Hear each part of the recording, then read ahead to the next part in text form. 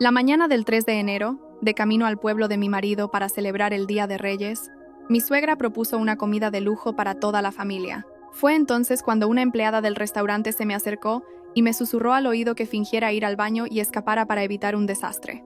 Me llamo Elena García Pérez y soy de Salamanca, un lugar donde, como se suele decir, el respeto a los mayores y las buenas formas son fundamentales, y donde se nos enseña a ser considerados para no ofender a nadie. Vine a Madrid a estudiar y me quedé trabajando como administrativa en una empresa constructora. Mi trabajo puede sonar sencillo, pero pasaba los días rodeada de expedientes, contratos, facturas y actas. Un solo número equivocado podía costarme una reprimenda monumental de mi jefe. Por eso, me acostumbré a ser clara y transparente, a que todo tuviera una base y una justificación. Conocí a Carlos Ruiz durante una reforma del sistema eléctrico de mi empresa. Él era técnico, alto, delgado y con una forma de hablar tan apacible como la tierra misma. En aquel entonces, solía bromear diciéndole que parecía tan bueno que seguro que todo el mundo se aprovechaba de él. Él se reía, rascándose la cabeza, y decía que si alguien se aprovechaba, lo mejor era apartarse y evitar problemas. Aquella frase, que parecía una broma, descubrí más tarde que era su verdadera naturaleza: evitar lo que se pudiera, siempre que no causara un escándalo. Llevábamos casi 3 años de noviazgo cuando nos casamos. La boda en Salamanca, en casa de mi familia, fue sencilla pero con todas las tradiciones bien cumplidas. Mi madre me entregó una pulsera de oro de mi abuela con una única advertencia: hija, cógela, y pase lo que pase en el futuro, recuerda siempre guardar tu dignidad. Llevo esa pulsera desde el día de la boda, no para presumir, sino como si llevara una promesa atada a mi muñeca. La familia de mi marido era de Cangas de Onís, en Asturias. Mi suegra, Isabel Moreno, era de esa clase de personas que viven pendientes del qué dirán. Para ella, la palabra apariencias pesaba más que un plato de comida, y la idea de quedar bien era más importante que los sentimientos de su propia familia. Solía llamarme la nuera de Madrid. Aunque yo solo era una chica de provincias que se ganaba la vida en la capital, para ella, todo lo que viniera de Madrid tenía que ser sofisticado y valioso, algo con lo que poder compararse y presumir ante los vecinos. Desde la primera vez que fui a conocerlos, entendí cómo funcionaban las cosas en esa casa. Apenas pisé el patio, la oí decir a una vecina, como si presentara un objeto de gran valor: mirad, esta es la futura mujer de mi hijo. Trabaja en una oficina en Madrid. La saludé con respeto. Ella asintió, pero sus ojos me escanearon de arriba a abajo antes de soltar una frase, ligera como una pluma pero afilada como una aguja: aquí tienes que saber estar, no vayas a dar que hablar. En la familia de mi marido también estaba su hermano pequeño, Javier Ruiz. Javier era unos años menor que yo, rápido de lengua y siempre con un Elena por aquí, Elena por allá en los labios, pero su mirada siempre parecía estar calculando algo. Le gustaba presumir de conocer a gente importante, y siempre hablaba de que en los negocios lo fundamental eran los contactos. Una vez, durante la cena, Javier dijo con una sonrisa socarrona: Elena, trabajando en una empresa en Madrid, seguro que ganas un dineral. A ver si ayudas a Carlos a prosperar. Yo me limité a sonreír, pensando para mis adentros: si mi vida dependiera de las palabras de otros, ya se habría deshecho. Durante 6 años como nuera, no visité Cangas de Onís con frecuencia, en parte por la distancia, y en parte porque cada vez que iba, sentía los nervios a flor de piel. Isabel me analizaba en todo, desde cómo saludaba y servía el agua hasta cómo me desenvolvía en la cocina. Una vez llevaba un jersey de color beige. Ella soltó con desdén que por qué vestía de forma tan sosa, que la gente pensaría que éramos pobres. Sus palabras me provocaron una mezcla de risa y amargura. La riqueza o la pobreza no se miden por un jersey, pero sabía que para ella esa prenda era una declaración de intenciones para todo el pueblo. Carlos me quería, o al menos eso creía yo. Me ayudaba a fregar los platos, llevaba las bolsas sin que se lo pidiera y me recordaba que me abrigara cuando hacía frío. Pero cada vez que su madre me decía algo hiriente, él me llevaba a un rincón y susurraba, como si temiera que alguien lo oyera: ten un poco de paciencia, mamá ya es mayor, no la disgustes. La frase «no la disgustes» se repetía tanto que se convirtió en una especie de cerrojo. Un cerrojo para mi boca y para mi amor propio. Una vez harta le pregunté directamente: «¿Te preocupa tanto que tu madre se disguste? ¿Pero no te preocupa que me disguste yo?» Él se quedó en silencio. Un silencio tan largo que se oía el zumbido del ventilador de techo. Y luego suspiró: «Si tú te disgustas, puedo consolarte. Si mamá se disgusta, toda la familia sufre». Sonreí con amargura. Resulta que, en su balanza, la esposa era alguien a quien se podía consolar, mientras que la madre era una figura a la que no se podía contrariar. Aquel año, por las fiestas, Mi empresa cerró las cuentas tarde. Estuve trabajando a toda prisa hasta el 28 de diciembre. El 29, apenas me había acostado cuando Carlos me dijo: «Mamá dice que este año te quedes unos días más. El 3 y el 4 tenemos invitados y hay que quedar bien». Al oír las palabras «quedar bien», instintivamente me toqué la muñeca. La pulsera de oro estaba fría, como recordándome: «Hija mía, la vida de nuera no es solo cocina, también hay trampas». No soy supersticiosa, pero como dice el refrán, la experiencia es la madre de la ciencia, y viviendo bajo el mismo techo, aprendes que la sabiduría a veces consiste en saber cuándo retroceder y cuándo mantenerse firme. Acepté ir, pero le advertí a Carlos una cosa: el tema del dinero, fuera cual fuera, tenía que ser claro. No me gustaban las ambigüedades. Él se rió. ¿Quién va a andarse con ambigüedades en plenas fiestas? ¿Te preocupas demasiado? Miré su sonrisa, pero mi corazón no se sintió más ligero. Sentía que en su casa a menudo se decían cosas por decir, como si se pusieran un abrigo sobre cualquier asunto y me dejaran a mí la parte incómoda. Y no sé por qué, pero desde el momento en que empecé a preparar las maletas, tuve la sensación de que este viaje no sería una simple visita familiar. La mañana del 30 de diciembre, Madrid estaba fría. Las calles aún no se habían vaciado, pero mi corazón ya se sentía pesado. Me levanté temprano para limpiar un poco nuestro piso de alquiler, encendí una vela por mi padre y luego envolví los regalos en silencio. Mi madre me llamó para preguntar si había comido bien, que no me excediera con el trabajo. Le dije que sí para tranquilizarla, pero no podía evitar mirar de reojo a Carlos, que estaba en el balcón hablando por teléfono, con una voz tan baja que parecía hablarle al viento. Cuando terminó, entró intentando parecer normal, pero le noté enseguida que algo pasaba. ¿Era mamá otra vez?, pregunté. Él titubeó. Sí, preguntaba cuándo llegábamos. Dice que este año hay muchos invitados y la casa tiene que estar impecable. Apreté el lazo de una bolsa de regalos más de lo necesario y sonreí con amargura. ¿Impecable de barrer el patio y limpiar la mesa o impecable de aparentar? Carlos se quedó helado. No le gustaba que le hablara con indirectas, pero yo ya no tenía ganas de andarme con rodeos. Si te digo la verdad, si solo fuera cuestión de cocinar, podría soportarlo. Soy nuera, lo entiendo. Si te consideran la nuera de la casa, tienes que saber anticiparte a las cosas. Pero las dificultades en casa de mi marido eran de otra índole, algo intangible que la gente llama apariencias. No tiene forma, pero pesa tanto que todos tienen que agachar la espalda para llevarlo. Todavía recuerdo la primera vez que fui a Cangas de Onís para las fiestas después de la boda. Aquel día apenas bajé del coche y mientras sacaba la maleta, Isabel ya estaba en medio del patio proclamando a las vecinas: «Esta es mi nuera de Madrid. Trabaja en una oficina, tiene estudios». Dije hola mamá, hola a todas. Apenas me dio tiempo a respirar cuando me arrastró a la cocina y señaló una cesta de verduras. Su voz era una mezcla de enseñanza y sentencia. Esto no es como Madrid. Una nuera tiene que saber hacer las cosas, ser resolutiva y observadora.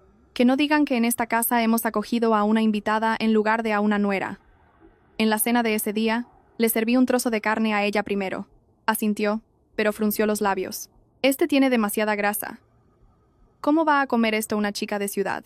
Antes de que pudiera responder, se giró hacia mi marido. Hijo, hay que educar a la mujer. Si a una nuera no se la educa, acabará subiéndose a la cabeza de toda la familia. Sentada allí, me sentí como una alumna frente a la pizarra.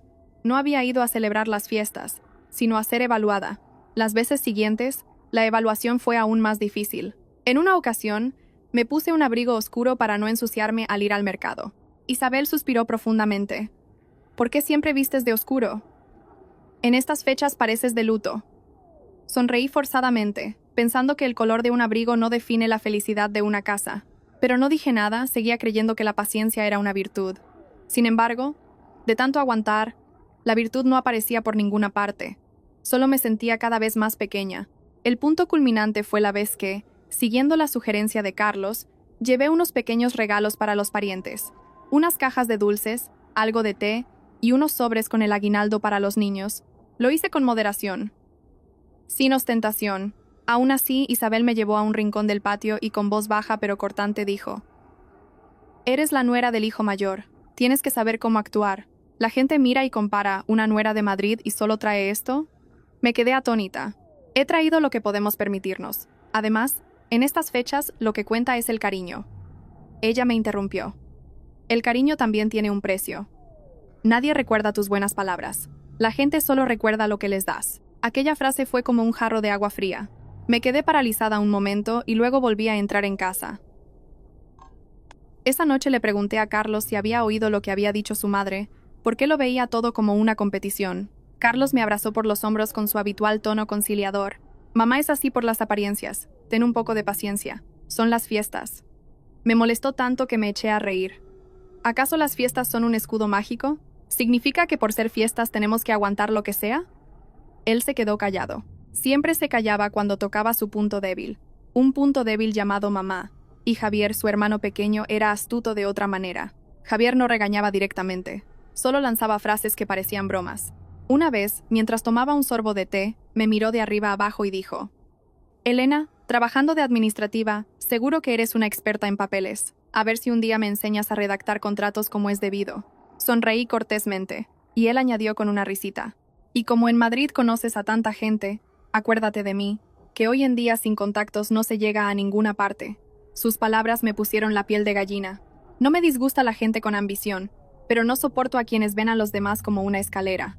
Una vez oí por casualidad a Javier hablando por teléfono en el porche, su voz era entusiasta. Estas fiestas va a venir mucha gente. Tranquilo, yo me encargo. Mi cuñada de Madrid es muy espléndida. Me quedé petrificada detrás de la puerta.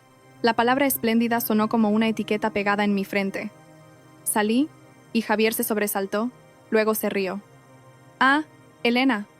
Estaba bromeando. Volví a mi habitación con el corazón latiendo con fuerza. Esa noche se lo conté a Carlos. Él frunció el ceño. Javier solo fanfarronea para divertirse. Yo pregunté, ¿divertirse con quién? Y cuando la diversión acabe, ¿quién paga el precio? Carlos volvió a suspirar. Su voz era un murmullo. No le des más vueltas. Estamos en familia, en fiestas. No le compliques las cosas a mamá. Otra vez. No le compliques las cosas a mamá. Lo miré y de repente vi esa frase como un cartel colgado en la puerta de la casa. Quien entrara debía agachar la cabeza. La mañana del 30 de diciembre puse un racimo de plátanos en una pequeña bandeja, me giré hacia Carlos y le dije lentamente: Cariño, no quiero disgustar a tu madre, pero tampoco puedo seguir callando mientras la gente dice lo que quiere y me atribuye lo que se le antoja. Carlos me miró con un atisbo de cansancio en los ojos. ¿Qué quieres hacer? Respondí. Quiero respeto. Respeto por mis palabras. Respeto por mi trabajo. Y si hay que hablar de dinero y gastos, que sea con claridad. La honestidad es mejor que la astucia.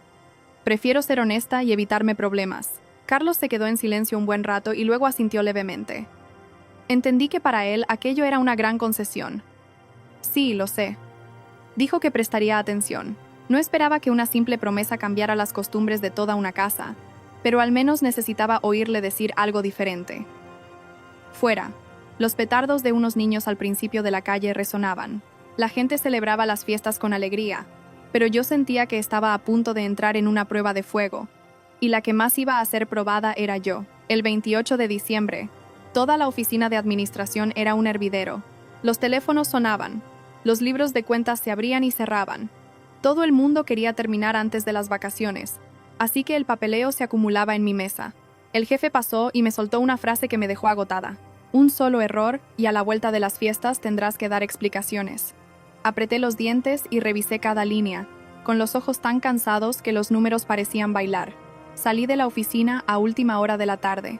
El viento de fin de año se colaba por el cuello de mi abrigo, frío pero despejante.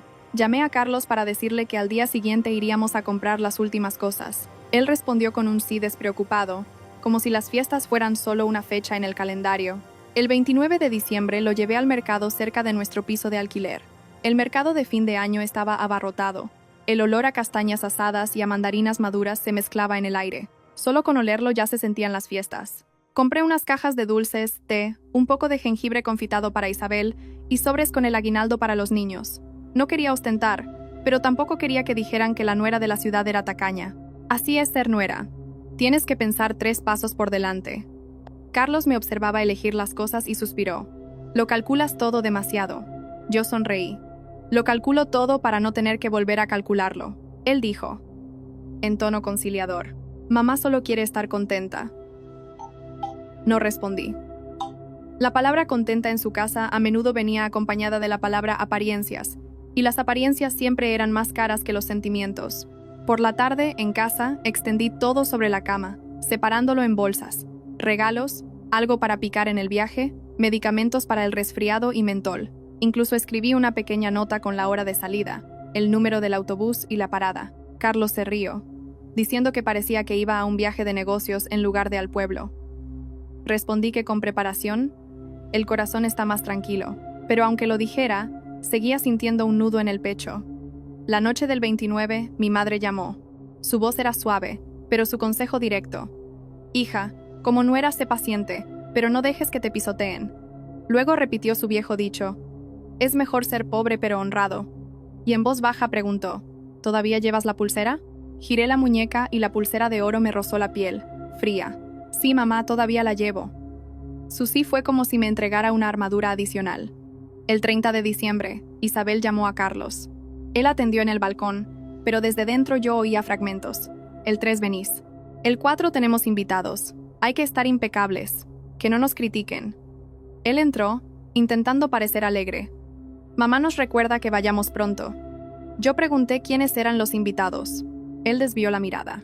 Familiares y algunos amigos de Javier. Dejé las tijeras sobre la mesa. No me asustan los invitados.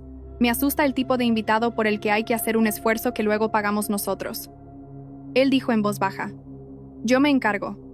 No pienses tanto. No quise discutir el último día del año. Solo abrí mi cartera para comprobar el efectivo, las tarjetas, y metí algo más de dinero suelto. De repente recordé el dicho, no es tanto el regalo como la forma de darlo. Si en casa de mi marido el dinero era la medida de todo, mi forma de darlo podía ser fácilmente malinterpretada. En Nochevieja, Carlos y yo encendimos unas velas en nuestro piso de alquiler. Él rezó rápido. Yo tardé más. Pedí paz y fortaleza para mi corazón. Los fuegos artificiales estallaron a lo lejos. Hermosos pero fugaces. Me dije a mí misma que hay cosas que deben brillar por cómo se conservan. El 1 y el 2 de enero nos quedamos en Madrid y visitamos a algunos amigos. Una compañera de trabajo muy cercana, al saber que iba a Cangas de Onís, me envió un mensaje. Tengo un primo que trabaja en el ayuntamiento de allí.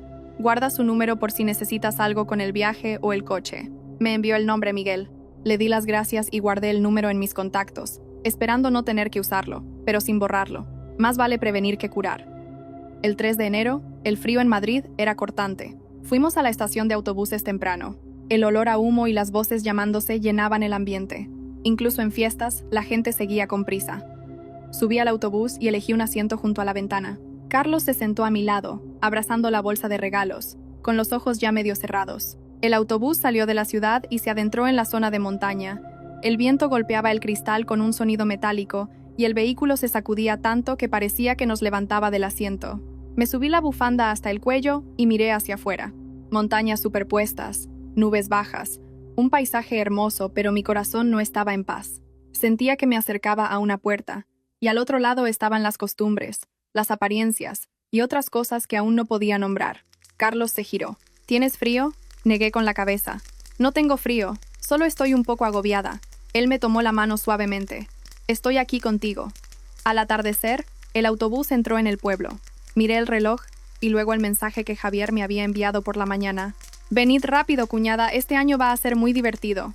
Acompañado de una cara sonriente. No respondí. Solo apreté el asa de mi bolso, recordándome a mí misma. Cuando vas a casa ajena, primero debes asegurarte una vía de escape. No para huir, sino para no quedarte acorralada. El autobús frenó en la parada. Bajé y el aire frío de la montaña me golpeó la cara, tan cortante que me despejó de golpe. Me bajé la manga para cubrir la muñeca, y con la otra mano agarré con fuerza la bolsa de regalos. En ese instante, entendí claramente las palabras de mi madre. Ser paciente es para mantener la paz, no para perderse a uno mismo. Apenas el autobús se detuvo al principio de la calle y mientras yo bajaba la maleta, ya se oían risas y conversaciones en el patio.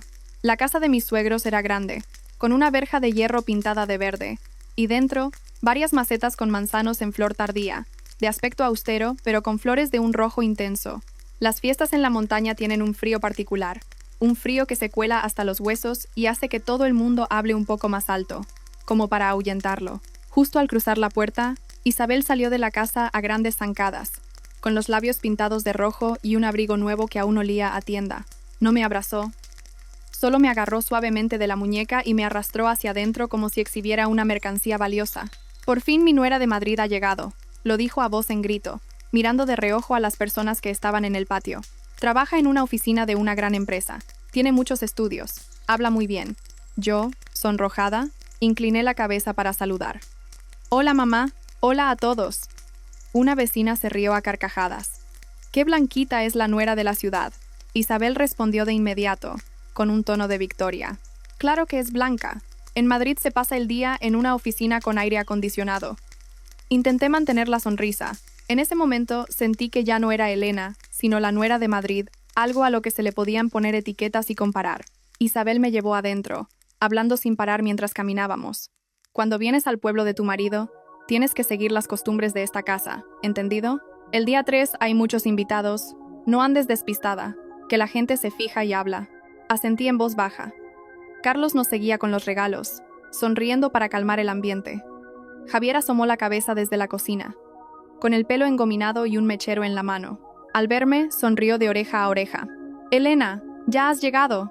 Estas fiestas van a ser geniales», asentí. «Sí, acabo de llegar». Javier miró las bolsas de regalos y guiñó un ojo. «Se nota que eres mi cuñada. Solo con ver las bolsas se huele la abundancia». Lo dijo en tono de broma, pero sentí como si hubiera un anzuelo escondido en su risa. Al llegar al salón principal, el altar estaba lleno de dulces, licores y frutas. Isabel me apremió. «Cámbiate de ropa y baja a la cocina a ayudarme. Una nuera recién llegada tiene que moverse un poco para caldear la casa». Me quité el abrigo, me recogí el pelo y bajé a la cocina. La cocina de mis suegros olía a humo de leña y a sofrito de cebolla, una mezcla familiar y a la vez sofocante. Una olla de estofado hervía a fuego lento. Una bandeja con un pollo asado reposaba sobre la encimera y al lado, una cesta de verduras aún mojadas. Pregunté en voz baja. «¿En qué puedo ayudar, mamá?» Isabel me lanzó una mirada. «Corta un poco de cebolla.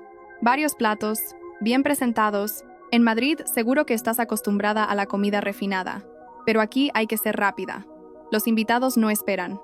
Tomé el cuchillo para cortar la cebolla. Apenas lo apoyé en la tabla, la oí soltar una frase como si nada. «Las chicas de ciudad suelen ser muy finas, pero si eres demasiado fina, la gente se reirá de nosotros». Contuve la respiración y respondí en voz baja. «Sí, tendré cuidado». Isabel volvió a mirar mi muñeca. Sus ojos se detuvieron justo donde reposaba la pulsera de oro. No dijo nada en el momento, pero esa mirada hizo que de repente sintiera la muñeca más fría.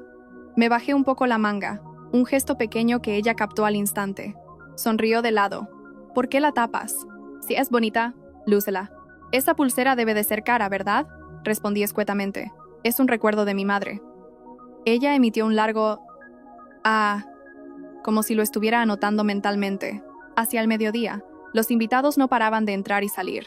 Unos para felicitar las fiestas, otros para pedir la bendición, otros para sentarse a tomar un té y hablar de la cosecha. Cada vez que llegaba alguien, Isabel me empujaba al frente. «Esta es mi nuera, la que trabaja en Madrid, es muy competente». Saludé a uno tras otro, con la sonrisa ya cansada. Una pariente lejana me miró y soltó, medio en broma, medio en serio. «Una chica de ciudad seguro que no sabe preparar un banquete, ¿no?». Antes de que pudiera responder, Isabel se adelantó. «Si no sabe, aprende. Para ser nuera de esta casa, hay que aprender». Carlos entró en la cocina y susurró. «¿Estás cansada?». Negué con la cabeza. «No pasa nada». Él me ayudó a coger una bandeja, pero apenas la había dejado en la mesa cuando Isabel le espetó. «¿Qué haces tú aquí, hijo? Deja que lo hagan las mujeres. Un hombre tiene que estar fuera atendiendo a los invitados para que su madre quede bien». Carlos sonrió forzadamente y retiró la mano. Lo seguí con la mirada, sintiendo una punzada en el corazón. No porque fuera torpe, sino porque estaba demasiado acostumbrado a retirarse. La comida del día 3 se sirvió en el salón principal. Bandejas de pollo asado, un cuenco de sopa de setas, una fuente de embutidos y un plato de verduras cocidas con salsa. Me senté donde me correspondía y serví la comida a cada uno. Isabel probó un bocado y sentenció. «La sopa está un poco sosa. Aquí a la gente le gusta la comida con más sabor para entrar en calor». Sonreí. «Sí, tomaré nota para la próxima vez». Javier comía haciendo ruido y dijo entre risas. «Elena, en Madrid seguro que comes muy sano. Aquí tienes que comer para coger fuerzas. Mañana tenemos que salir». Pregunté. «¿Salir a dónde, Javier?». Él guiñó un ojo. «Los hermanos hemos pensado en llevar a mamá a comer fuera para darnos un capricho. Hay un restaurante nuevo en el pueblo, con salones privados. Son las fiestas, cuñada, hay que saber disfrutar». Al oír la palabra capricho, los ojos de Isabel se iluminaron. Eso es, a principios de año hay que comer como es debido. No podemos dejar que la gente piense que somos pobres. Dejé los cubiertos y, con voz suave pero firme, dije: sí, salir a comer es divertido, pero deberíamos buscar un sitio con precios claros y transparentes para estar tranquilos. Toda la mesa se quedó en silencio por un momento. Isabel me miró como si acabara de decir algo inoportuno. Se rió, pero su sonrisa era tan fina como una rodaja de cebolla. Ay, hija, en plenas fiestas y tú hablando de precios. Hay que ser más despreocupada en la vida para tener buena suerte. Javier la apoyó. Eso, cuñada, te preocupas demasiado. El dueño del restaurante es amigo mío. Es gente de confianza, no te preocupes. Carlos me puso un trozo de carne en el plato y susurró: come. Luego se giró hacia su madre. Mamá, come un poco más. Su forma de cambiar de tema fue tan rápida como un volantazo. Entendí que quería apagar la tensión que acababa de surgir. No dije nada más, pero sentí cómo se formaba un nudo en mi interior. Podían llamarme calculadora, pero lo que más temía era ese tipo de comidas en las que solo al llegar la cuenta descubres cuál es tu lugar. Al atardecer, los invitados se fueron marchando, y la casa se quedó más tranquila. Recogí los platos y los fregué. Las manos se me pusieron rojas por el agua fría. Isabel pasó por mi lado y soltó una frase que era mitad consejo, mitad orden. Mañana, día 4, vístete bien. Si la nuera de Madrid va desaliñada, la gente se reirá. Asentí una vez más. En mi muñeca, la pulsera de oro seguía en silencio, como un recordatorio. En aquella cocina impregnada de humo, de repente vi con claridad que en algunas casas, las felicitaciones de fiestas suenan muy dulces en el patio, pero por dentro, la gente se mide con baremos muy fríos. Después de fregar el último plato, me sequé las manos, pero mi corazón seguía inquieto. Fuera, en el patio, las conversaciones se habían apagado. Solo se oía el viento soplando entre las ramas de los manzanos, un sonido áspero. Isabel se fue a la cama más temprano de lo habitual, pero no parecía cansada, sino más bien como si estuviera tramando algo. Lo supe porque cuando pasé por el salón principal, todavía estaba susurrando con Javier, con un tono de voz justo para que los de la casa oyeran, pero que desde fuera pareciera una conversación normal. Mañana tiene que ir impecable. Si la nuera de Madrid va hecha un desastre, quedaremos mal, dijo, mirándome de reojo como si yo fuera una prenda de vestir. Javier sonrió. Tranquila, mamá, mañana vamos al pueblo. Ya he reservado un salón. El restaurante de mi amigo Sergio es muy conocido. Te garantizo que quedarás de maravilla. No me detuve a discutir. Simplemente entré en mi habitación, cerré la puerta y me recordé a mí misma. Reaccionar en el último momento es de tontos. Hay que ser previsor. El dormitorio de mi marido y mío era una pequeña alcoba detrás de la cocina. En la pared colgaba un calendario viejo con las esquinas dobladas. Me cambié de ropa y me froté las manos para calentarlas. Carlos entró detrás de mí, dejó la bolsa de regalos en un rincón y se sentó en la cama, suspirando como si acabara de terminar una tarea del día. Ya está, dijo. Hoy ha ido todo bien. Lo miré y le pregunté en voz baja, directamente. ¿En qué sentido ha ido todo bien? Carlos parpadeó. Pues los invitados se han ido, mamá está contenta, y tú no has discutido con nadie. Me eché a reír, pero al terminar sentí un nudo en la garganta. ¿Así que ir bien significa que no puedo decir nada? Que no discuta no significa que no escuche. Carlos frunció ligeramente el ceño. Odiaba que lo interrogaran por la noche, pero si no hablaba, no podría dormir en toda la semana. Me senté en el borde de la cama y bajé la voz. He oído a mamá repetir una y otra vez la palabra apariencias. También he oído a Javier hablar del restaurante y de reservar un salón. Solo quiero preguntarte una cosa. ¿Mañana quién paga? Carlos respondió rápidamente. Mañana vamos a comer para divertirnos. Si a mamá le apetece, le damos el gusto. Lo miré fijamente. ¿Darle el gusto con el dinero de quién? ¿Con la dignidad de quién? Carlos se quedó callado un momento, y luego intentó desviar el tema. No te preocupes, estoy yo aquí. Negué con la cabeza. La frase estoy yo aquí suena muy bien, pero las otras veces también lo dijiste. Y al final siempre he sido yo la que ha tenido que tragarse el disgusto.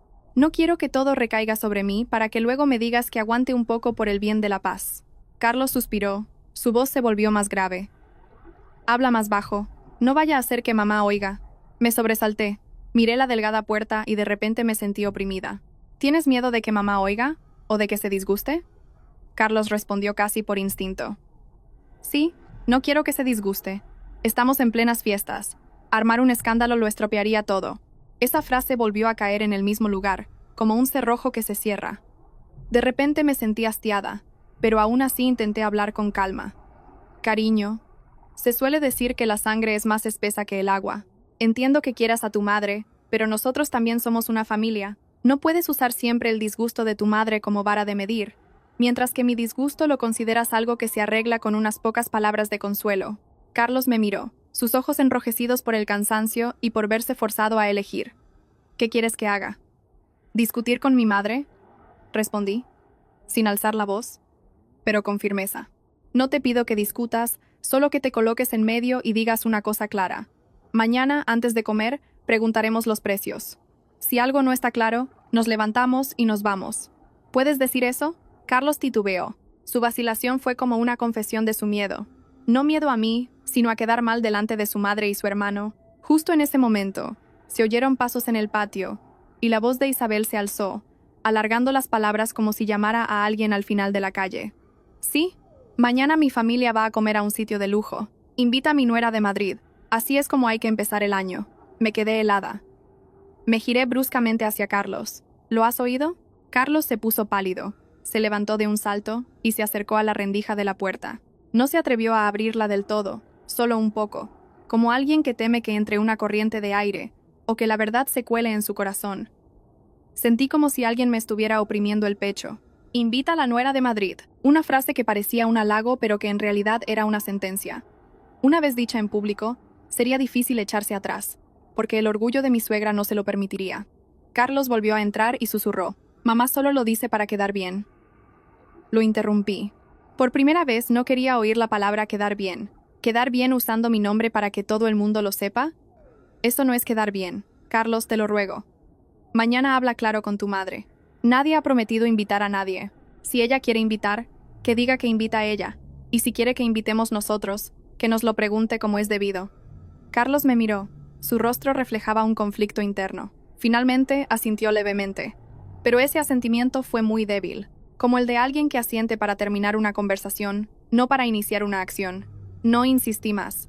Insistir solo lo haría retroceder. Me levanté y coloqué una toalla fina sobre la almohada. En un rincón de la habitación, la maleta seguía cerrada. No la abrí más. Solo me subí un poco la pulsera de oro y la acaricié suavemente, como si acariciara el consejo de mi madre. Y luego suspiré. Fuera. Javier reía y hablaba con alguien. Su voz era entusiasta. Mañana dejádmelo a mí. Su dejádmelo a mí sonó como una risa sobre un fuego. De repente pensé que, a veces, los que más ríen son los que más esconden. Esa noche, Carlos se acostó de espaldas. Seguro que a él también le costaba dormir. Yo no lloré. Solo sentía cómo mi mente repasaba las cosas como si fuera una lista de tareas. ¿En qué confiar? ¿En qué no confiar? ¿Qué debía proteger? Me dije a mí misma que podía ceder para mantener la armonía, pero no podía ceder hasta el punto de que se acostumbraran a faltarme al respeto. Si cedía de esa manera, pronto no me quedaría ninguna vía de escape. Cerré los ojos y escuché el silbido del viento de la montaña colándose por la rendija de la puerta. Las fiestas aquí eran frías, pero el mayor frío no estaba fuera, sino en la sensación de que me habían puesto en una balanza, esperando a que otros decidieran mi precio. Me levanté más temprano de lo habitual, no por entusiasmo, sino porque sentía un golpeteo en el pecho, como si alguien me recordara que no me durmiera. Afuera, el rocío aún cubría las macetas de los manzanos y el suelo de baldosas estaba helado. En las fiestas de la montaña el día amanece, pero el viento sigue siendo cortante. Mientras me lavaba la cara, oí la voz de Isabel en el salón principal, tan sonora como una campana. «Javier, ¿dónde está mi blusa?» «La que compramos el otro día, esa es la que me tengo que poner para ir elegante». Eché un vistazo y vi que se había cambiado por completo. Llevaba un abrigo largo, una bufanda nueva, el pelo bien peinado, y los labios de un rojo intenso. Esa forma de arreglarse no era la de alguien que va a felicitar las fiestas a los parientes, sino la de alguien que se prepara para subir a un escenario. Carlos salió detrás de mí, bostezó y preguntó en voz baja, «¿Mamá se ha levantado tan temprano?» Isabel se giró bruscamente, con los ojos brillantes. «Son las fiestas, hijo. Hay que empezar el año con buen pie. Hoy al mediodía vamos a comer fuera a un sitio elegante, para que la gente vea que en esta casa también sabemos disfrutar». Javier asomó desde la cocina, con el teléfono en la mano y una sonrisa de oreja a oreja. «Ya he reservado, mamá. Un salón privado. El restaurante de mi amigo Sergio es frecuentado por gente importante». Al oír la palabra privado, sentí un escalofrío. Privado significaba aislado. Significaba que si algo iba mal, sería difícil pedir ayuda. Mantuve un tono suave. Comer fuera es divertido. Pero, ¿Podríamos ir a un restaurante que tenga un menú con los precios claros, mamá? Isabel hizo un gesto con la mano, como si espantara a un mosquito. Ay, hija, siempre calculando. En plenas fiestas, ¿quién se pone a preguntar precios? Se estropea la diversión. La nuera de Madrid, si es demasiado tacaña, la gente dirá que somos unos agarrados. Antes de que pudiera decir algo, Javier intervino. Tranquila, cuñada, el restaurante de Sergio es de confianza. Hasta los políticos van allí. Tú llega, pide lo que quieras y no te preocupes por nada. Miré a Javier, su boca decía, no te preocupes, pero sus ojos brillaban como los de alguien que espera un buen espectáculo. Solo asentí levemente, sin discutir. Ya tenían el guión preparado. Si decía algo más, solo sería la aguafiestas.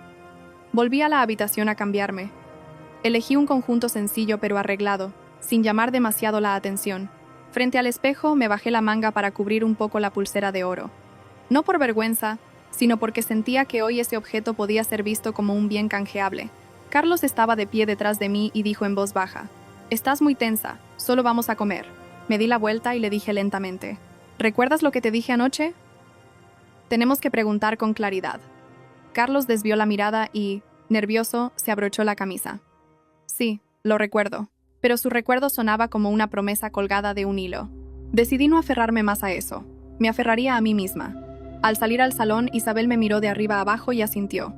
Así está bien, pero enséñate bien esa pulsera, así pareces más elegante, para que la gente vea que la nuera de esta casa tiene posibles.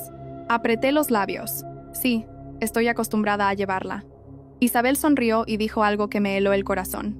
Acuérdate de llevar la cartera, por si falta algo y me ayudas un poco, que si nos levantamos para pagar y no llega, la gente se reirá de nosotros hasta que nos muramos de vergüenza. La frase fue dicha con ligereza, pero me golpeó como una piedra.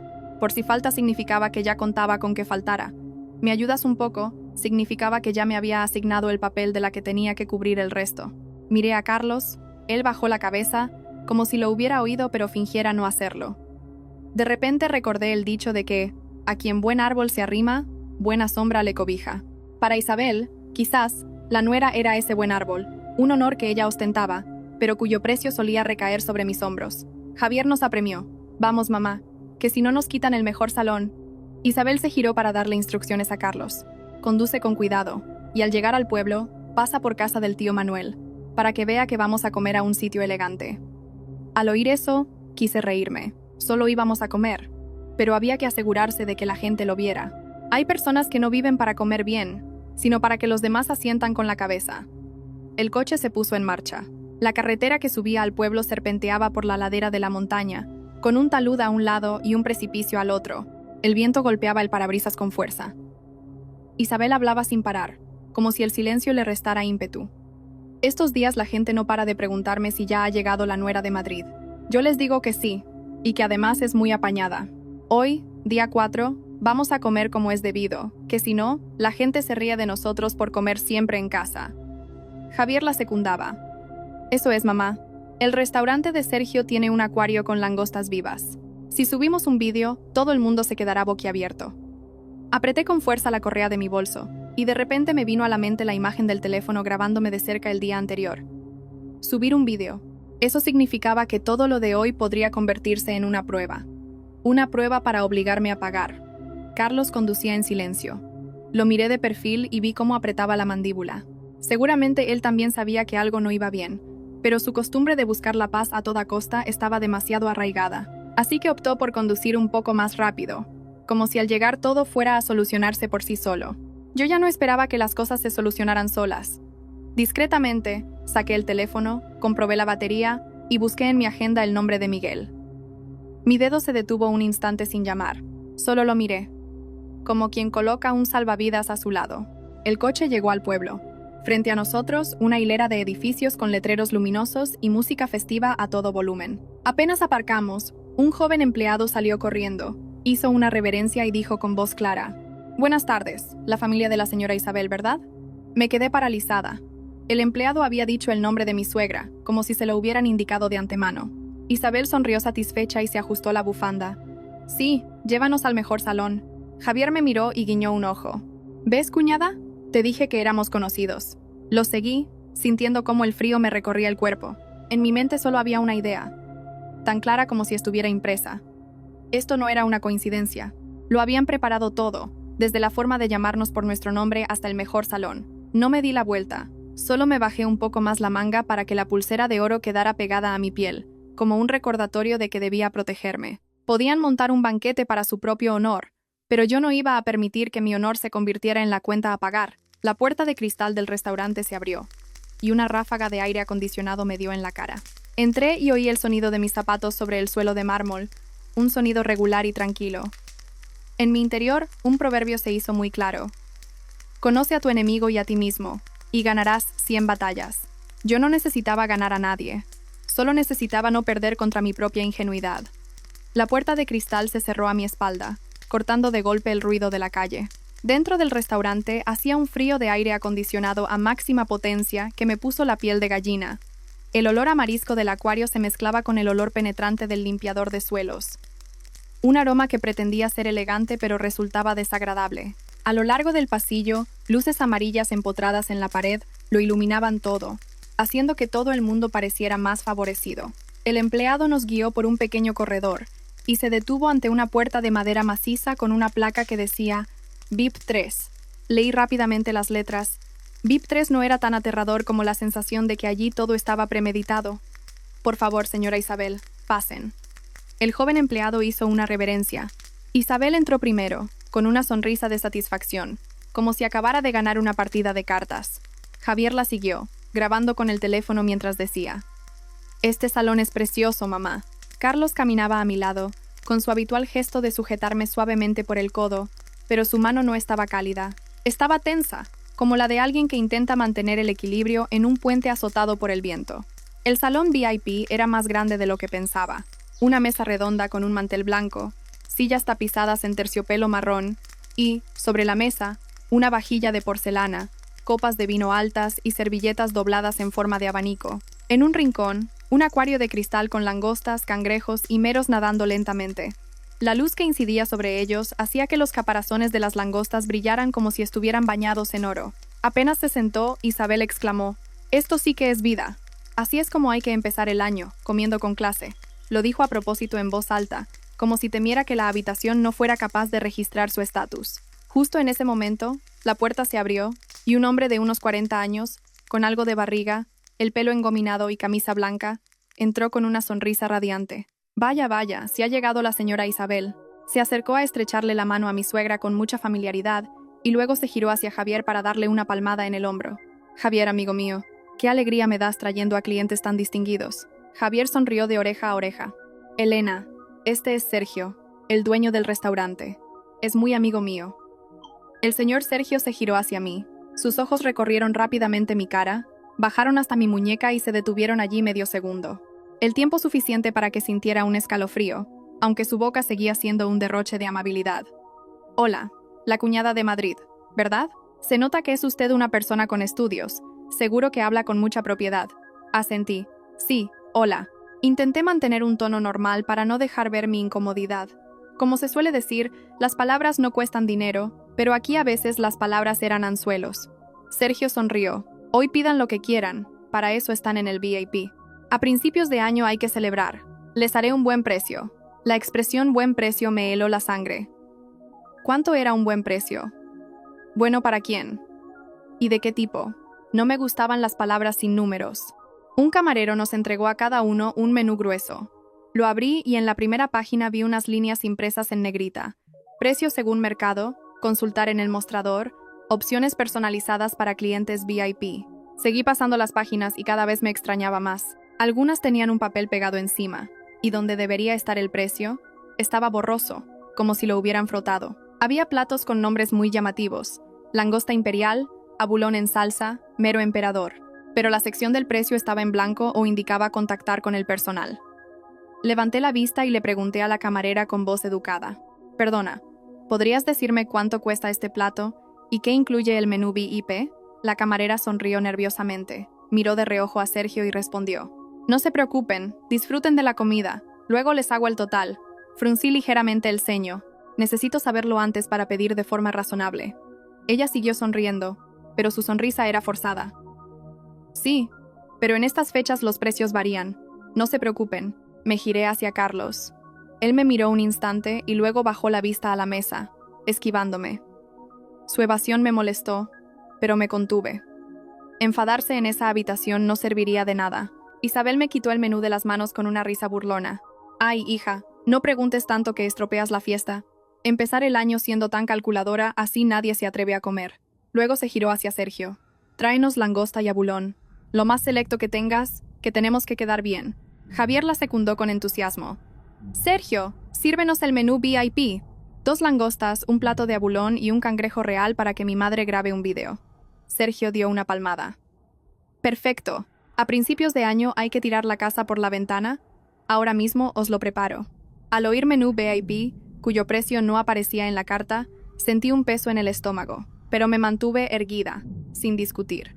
Me dije a mí misma, sé astuta con los de fuera, pero no te pelees con los de tu propia familia. Sin embargo, aquí los de fuera y los de dentro iban de la mano. En menos de 10 minutos llegó el primer plato. Una bandeja de marisco en el centro de la mesa, con langostinos todavía rojos, cangrejos atados y una jarra de un licor de color ámbar. Javier levantó su copa y proclamó: por un nuevo año, salud para mi madre, prosperidad para Elena y un ascenso para Carlos. Isabel, encantada, no paraba de grabar con el teléfono. Empezar el año con este lujo, esto sí que trae buena suerte. Apuntó la cámara directamente hacia mi cara y dijo con voz enfática: mi nuera de Madrid es muy competente y buena hija. Me vi atrapada en el plano de repente. No podía quitarle el teléfono ni apartarme. Solo sonreí y dije la frase más neutra que se me ocurrió: que aproveche a toda la familia. Dicho esto, me agaché a servirme un poco, en parte para que no me consideraran altiva, y en parte para mantenerme ocupada, pero en mi interior un reloj invisible había empezado a correr. Cada palabra que dijera podía ser sacada de contexto. Cada copa que levantara podía convertirse en una excusa. Llegó el siguiente plato, y luego otro. Aparecieron fuentes que no había oído pedir a nadie, como si siguieran un guión. Me di cuenta de que cada vez que Isabel reía a carcajadas o Javier brindaba, la camarera entraba y dejaba otro plato. El ritmo era tan regular que parecía una cadena de montaje. Disimuladamente, saqué el teléfono bajo la mesa, fingiendo enviar mensajes de felicitación, pero en realidad activé el modo de disparo rápido. Hice una foto de la esquina del menú con el papel pegado, de la página con el precio según mercado y del nombre del salón VIP reflejado en un cristal cerca de la puerta. Lo hice sin que se notara. Un solo clic y apagué la pantalla, dejando la mano quieta como si nada. Sergio entraba y salía, a veces riendo con Isabel, a veces susurrando algo al oído de Javier. En una ocasión, salió a atender una llamada, y aunque bajó la voz, oí fragmentos. Sí, sírvelo, no te preocupes. Luego volvió, tan sonriente como siempre. Probé un trozo de langosta y me supo a papel. No tenía hambre, solo sentía que estaba sentada en una habitación llena de cosas brillantes, pero a la que le faltaba lo más importante: la claridad. Carlos me sirvió un poco más y susurró: come algo para que no te canses. Respondí en voz baja: estoy bien. Luego lo miré y le dije, lo suficientemente bajo para que solo él me oyera: ¿recuerdas lo que te dije? Se quedó helado, sus labios apenas se movieron. Sí. Volvió a oírse el tintineo de las copas. Isabel reía a carcajadas y Javier presumía: esto sí que es celebrar. Yo mantenía una sonrisa justa, pero por dentro había levantado una barrera, porque entendí que cuanta más alegría fingida, más fácil era que alguien hiciera las cuentas por mí. Dejé de mirar la comida. Empecé a observar a la gente, la forma en que Javier no paraba de animar, la forma en que Isabel se inclinaba para grabar cada vez que llegaba una nueva bandeja de marisco, la forma en que Sergio aparecía en el momento justo, como el presentador de la fiesta. En mi mente una frase se hizo clara: demasiada alegría levanta sospechas. Y sospechaba no porque fuera desconfiada, sino porque todo fluía de una manera tan perfecta que no era natural. Sirvieron más licor. Sergio sonrió. A principios de año hay que brindar para tener buena suerte. Javier chocó su copa con la de Carlos, con tono burlón. Bebe, hermano, para que Elena esté contenta. Carlos sonrió forzadamente y dio un sorbo por compromiso, evitando mi mirada. No lo culpé en ese momento, porque sabía que en esa habitación cerrada, el más débil sería aplastado primero. Justo cuando estaba pensando en cómo volver a preguntar el precio, la camarera de antes, Laura, una joven de 20 y pocos años, de cara pequeña y ojos que siempre miraban hacia la puerta, pasó con una bandeja. Dejó un plato y, como por accidente, se le cayó una servilleta de papel justo a mi lado. Me agaché a recogerla, Laura también se agachó, y con una voz tan fina como un hilo, Me susurró al oído. Señora, le digo esto en voz baja. Aquí suelen tender trampas a los clientes en estas fechas. No discuta en el salón. Tienen gente vigilando y cierran la puerta. Sentí un escalofrío en la espalda. Mi mano, que sostenía la servilleta, se quedó paralizada. Laura no se atrevió a mirarme mucho tiempo. Solo añadió una frase más, como si temiera que la descubrieran. He visto a una señora a la que obligaron a pagar, y salió llorando a mares. Usted se parece mucho a ella. Levanté la vista y Laura ya se había alejado, como si no hubiera dicho nada, con su sonrisa de servicio intacta. La seguí con la mirada, sintiendo una mezcla de miedo y rabia. Miedo, porque mis sospechas no eran infundadas. Rabia, porque se atrevían a convertir las fiestas en una trampa para ganar dinero a costa de las apariencias de los demás. Respiré hondo y me obligué a parecer normal. En el salón, Isabel reía a carcajadas mientras Javier animaba. «Sergio, trae más platos». Sergio respondió al instante. «Enseguida», y me lanzó una mirada fugaz. Saqué la servilleta para limpiarme las manos, como de costumbre, pero mi mente trabajaba a toda velocidad. Si discutía ahora, me convertiría en la aguafiestas. Y en esta fiesta, querían que yo asumiera el papel de la que invitaba. Tenía que levantarme de la mesa, salir y llamar a alguien antes de que cerraran la puerta de verdad. Dejé los cubiertos y sonreí levemente. «Con permiso, voy un momento al baño, he bebido demasiada agua fría». Isabel me miró de reojo. «Ve rápido y vuelve, que estamos en plena celebración». Javier me hizo un gesto con la mano. «Ve, cuñada». Luego pido algo más para entrar en calor. Al oírle decir pedir algo más, quise reírme, pero una risa que solo yo entendería como amarga. Salí del salón VIP. El pasillo era largo, con una luz amarilla más tenue que en la habitación y más frío que en la calle. Caminé recto, sin mirar a los lados, temiendo que si me demoraba un segundo, alguien me seguiría. Entré en el baño y cerré la puerta con pestillo. Mis manos temblaban ligeramente, pero no me permití entrar en pánico. El pánico era la muerte. Saqué el teléfono, mi corazón latía con la fuerza de un tambor, pero mis dedos teclearon con firmeza. Abrí WhatsApp y busqué a Miguel, el contacto que me había dado mi compañera.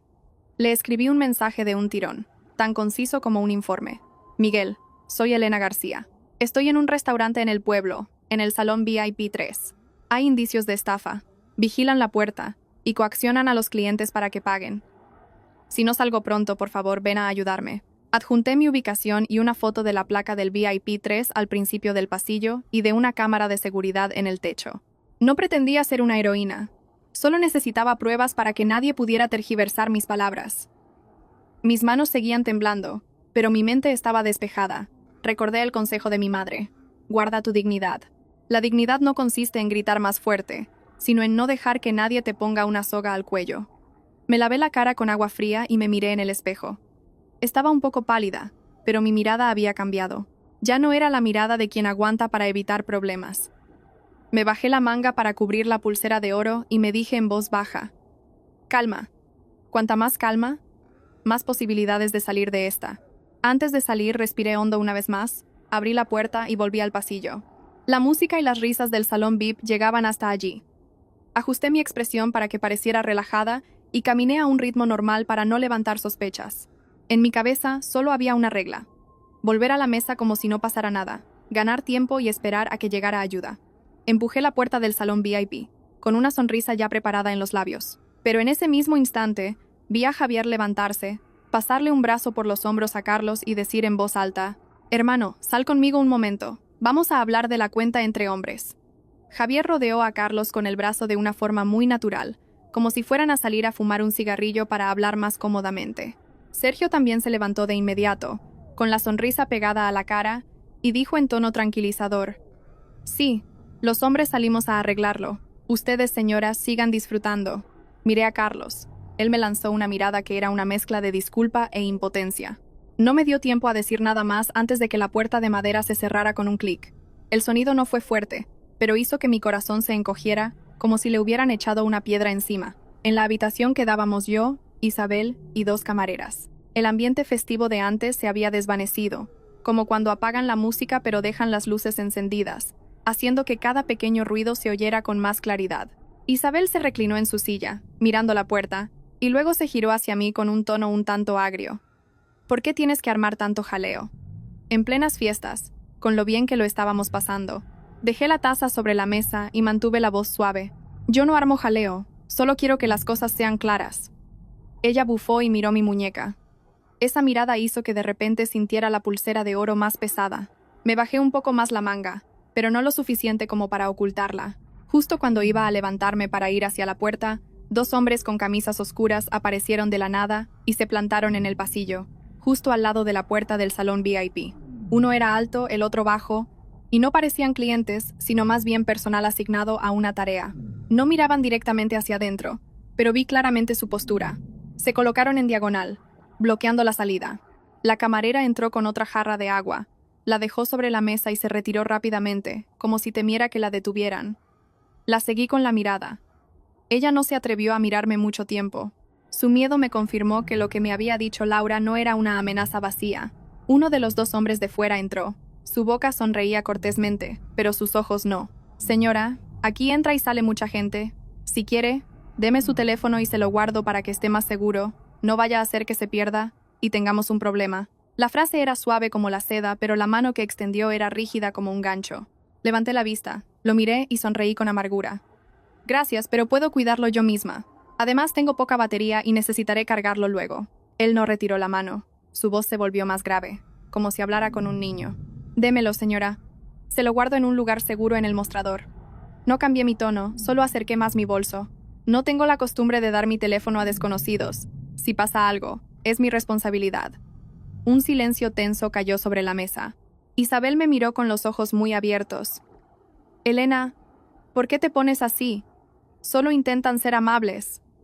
Me giré hacia ella, y por primera vez, mi voz ya no fue sumisa.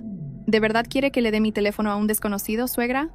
Noté que Isabel se sorprendió por la palabra suegra, una palabra que fue como una bofetada a su orgullo. Pero no lo dije para ofender, lo dije para salvarme. Cuando empiezan a querer quedarse con tu teléfono es que quieren controlar tu comunicación. El hombre me miró fijamente un segundo y luego sonrió de lado. Como usted quiera. Se dio la vuelta y se colocó más cerca de la puerta, como si declarara, si quiere quedarse con su teléfono, quédeselo, pero no piense en salir. Volví a sentarme, con las manos sobre el regazo para ocultar el temblor. No temía la violencia física, temía perder la calma. Perder la calma significaría decir una palabra equivocada, hacer un movimiento en falso, y ellos lo aprovecharían para convertirme en la alborotadora. Isabel empezó a ponerse nerviosa. Cogió su teléfono, tecleó algo y lo volvió a dejar, con los labios apretados.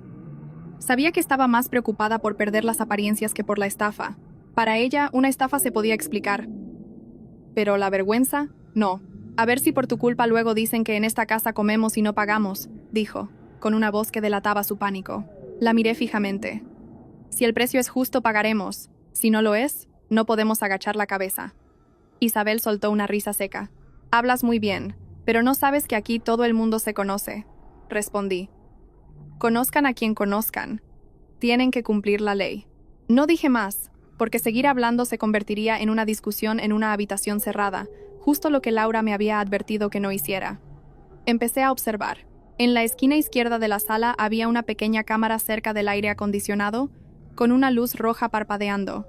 En la pared colgaba un cuadro de carpas, y su cristal reflejaba parte de la puerta. Me senté de manera que mi cuerpo no tapara demasiado mi muñeca, no para lucir la pulsera, sino para que si alguien intentaba arrebatármela, la cámara lo grabara. Abrí el teléfono bajo la mesa, sin mirar mucho la pantalla. El mensaje a Miguel ya estaba enviado. No escribí más. Solo activé la grabadora de voz y apagué la pantalla. En mi bolso, la batería externa que había traído seguía allí. La saqué y la puse sobre la mesa, una excusa perfecta para tener el teléfono a mano. Una camarera entró y dijo en voz baja, ¿desea más agua? Asentí. Tráeme un vaso de agua tibia, por favor. Me miró rápidamente, con una pizca de compasión en los ojos, y luego se retiró. Isabel estaba tan nerviosa que golpeaba la mesa con las uñas, un sonido rítmico y constante. Se giró hacia mí, bajando la voz, pero con un tono cortante. No vayas a armar un escándalo, ¿me oyes? En esta casa todavía tenemos una reputación. La miré, con una calma gélida. Una reputación no se compra empujando a tu nuera a una trampa. Iba a decir algo más, pero la puerta se abrió. Sergio asomó la cabeza, sonriendo como si nada. Señoras, esperen un momento, por favor. Los señores están revisando la cuenta para que todo quede perfecto. Dicho esto, cerró la puerta rápidamente, como si temiera que le hiciera una pregunta. Al oír la palabra perfecto, quise reírme. ¿Perfecto para quién? ¿Para la cuenta o para la trampa? En ese momento, entendí que me estaban aislando a propósito. Habían separado a Carlos para que no tuviera tiempo de escucharme, de preguntarme, y mientras él estaba siendo entretenido por los hombres, usarían a Isabel para presionarme en la habitación. Por un lado, el orgullo de mi suegra. Por otro, una puerta bloqueada por vigilantes. Querían que sacara mi cartera voluntariamente, incluso que entregara mi pulsera. Me toqué suavemente la muñeca. El oro estaba helado. No le rogué a nadie en esa habitación. Solo me repetí en silencio una frase que mi madre solía decir. En la vida, si pierdes una partida de dinero, puedes recuperarte. Pero si pierdes una partida de honor, la vergüenza te acompañará siempre. Me senté erguida, con una sonrisa justa para que nadie pudiera acusarme de buscar problemas, y mantuve la mente despejada para que, cuando la puerta se abriera de nuevo, no diera un paso en falso. La puerta de madera se abrió de nuevo, sin estruendo, pero lo suficiente para que la habitación se quedara en un silencio tenso. Sergio entró primero, seguido de Javier y Carlos. Carlos caminaba despacio, con el rostro pálido y los labios apretados. Javier, por su parte, todavía intentaba sonreír, la sonrisa de quien quiere fingir que todo sigue siendo una fiesta. Sergio dejó una larga hoja de papel sobre la mesa, ni con delicadeza ni con brusquedad, sino como quien pone un cuchillo sobre una tabla de cortar y espera a que el otro vea el filo. «Aquí está el total», dijo, con una voz tan dulce como la miel. Eché un vistazo y el número en negrita al final de la página pareció saltar del papel, 14.700 euros. La habitación se quedó en un silencio sepulcral. Podía oír el zumbido del aire acondicionado.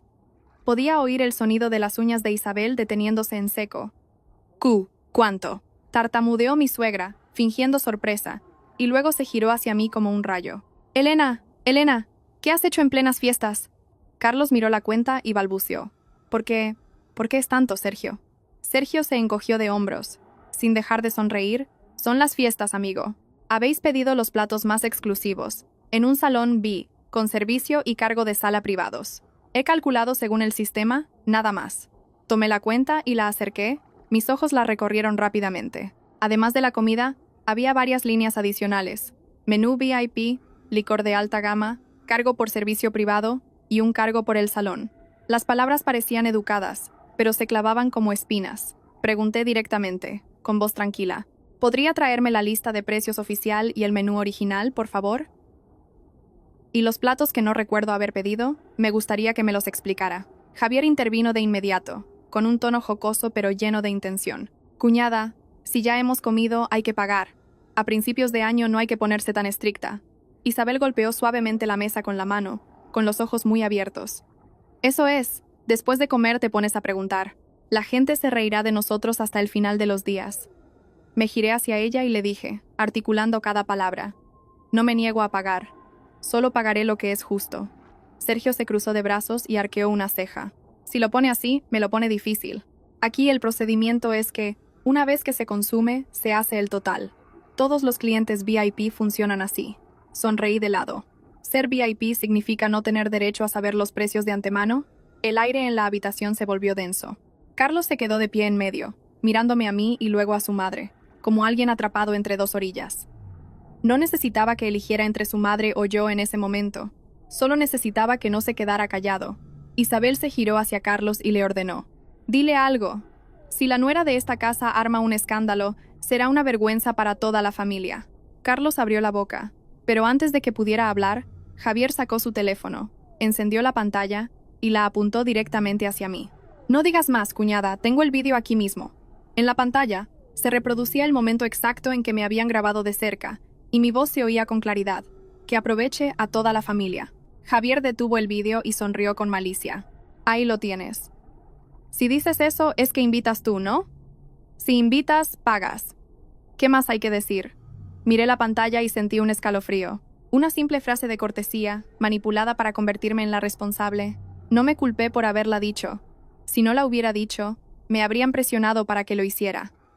Solo sentí repugnancia por la forma en que habían estado esperando para cortar el fragmento que les convenía. Respiré hondo y miré a Javier a los ojos. «Sabes perfectamente que dije eso por educación, no como un compromiso de pago. No intentes confundir las cosas». Javier se encogió de hombros. «A la gente de la calle no le interesan las explicaciones. Solo ven el vídeo. Isabel se aferró a esa frase de inmediato. Eso es. La gente solo ve el vídeo. ¿Quieres que tu madre quede como una estafadora ante todo el pueblo? Me giré hacia Sergio. ¿Usted es el dueño del restaurante? ¿Conoce la ley? Una felicitación no puede sustituir un contrato de pago. Tráigame la lista de precios y el menú original, y comprobaremos cada plato. Sergio sonrió con desdén. Su voz empezó a mostrar un filo. Si quiere claridad, llame a la policía. Yo tengo un negocio legal, no tengo nada que temer. Lo dijo, pero sus ojos miraron rápidamente hacia la puerta, donde los dos hombres de camisa oscura seguían de pie como estacas. Esa mirada lo delató más que sus palabras. Al oír la palabra policía, Isabel se puso pálida, apretó los dientes y se giró hacia mí. Elena, si llamas a la policía, me matas. Yo vivo de las apariencias, ¿entiendes? La miré, sintiendo cómo mi corazón se hundía. Algunos temen perder dinero. Ella temía más perder la cara. Y ese miedo era precisamente lo que estaban usando para presionarme. Carlos dio un paso adelante, con la voz ronca. Sergio, ¿podrías enseñarnos el precio de cada plato? Si hay un error, lo corregimos. Sergio hizo un gesto con la mano. El sistema lo calcula así. Además, Carlos, entre hombres, ya lo hemos hablado. Si vamos a disfrutar, disfrutemos hasta el final. La frase disfrutar hasta el final sonó como una trampa que se cerraba un poco más. Saqué mi teléfono. No lo levanté, solo lo dejé sobre la mesa, frente a mí. Dije lentamente, articulando cada palabra.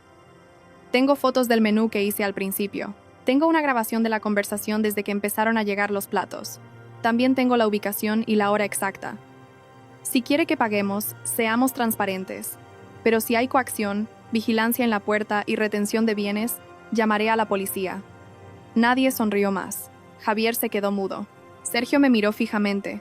Sus labios temblaban, como alguien que acaba de descubrir que su presa no se va a dejar cazar. Isabel se giró hacia mí. Su voz bajó, pero era venenosa. ¿A quién amenazas? Eres la nuera de esta casa, tienes que ser razonable. Antes de que pudiera responder, miró directamente a mi muñeca. Su mirada ya no era la de una suegra, sino la de alguien que busca una salida a través de los bienes de otra persona. Tragó saliva, su voz temblaba, pero aún así intentó ser dura. Pues paga y acabemos con esto. En el peor de los casos, empeñas esa pulsera. Empezar el año con este lío solo nos traerá más vergüenza. Esa frase cayó sobre la mesa como un plato de sopa hirviendo sobre mi corazón. Me quedé paralizada. La pulsera de oro, el recuerdo que mi madre me había entregado, de repente era tratada como un objeto para empeñar. Miré a Isabel y luego a Carlos. El rostro de Carlos estaba blanco como el papel. Vi algo romperse en sus ojos, como si solo en ese momento hubiera entendido que aguantar por la paz a veces es abrirle la puerta al abuso. Me subí la manga para que la pulsera quedara bien visible bajo la luz amarilla. Mi voz no era alta, pero era dura como una piedra. Nadie toca esta pulsera.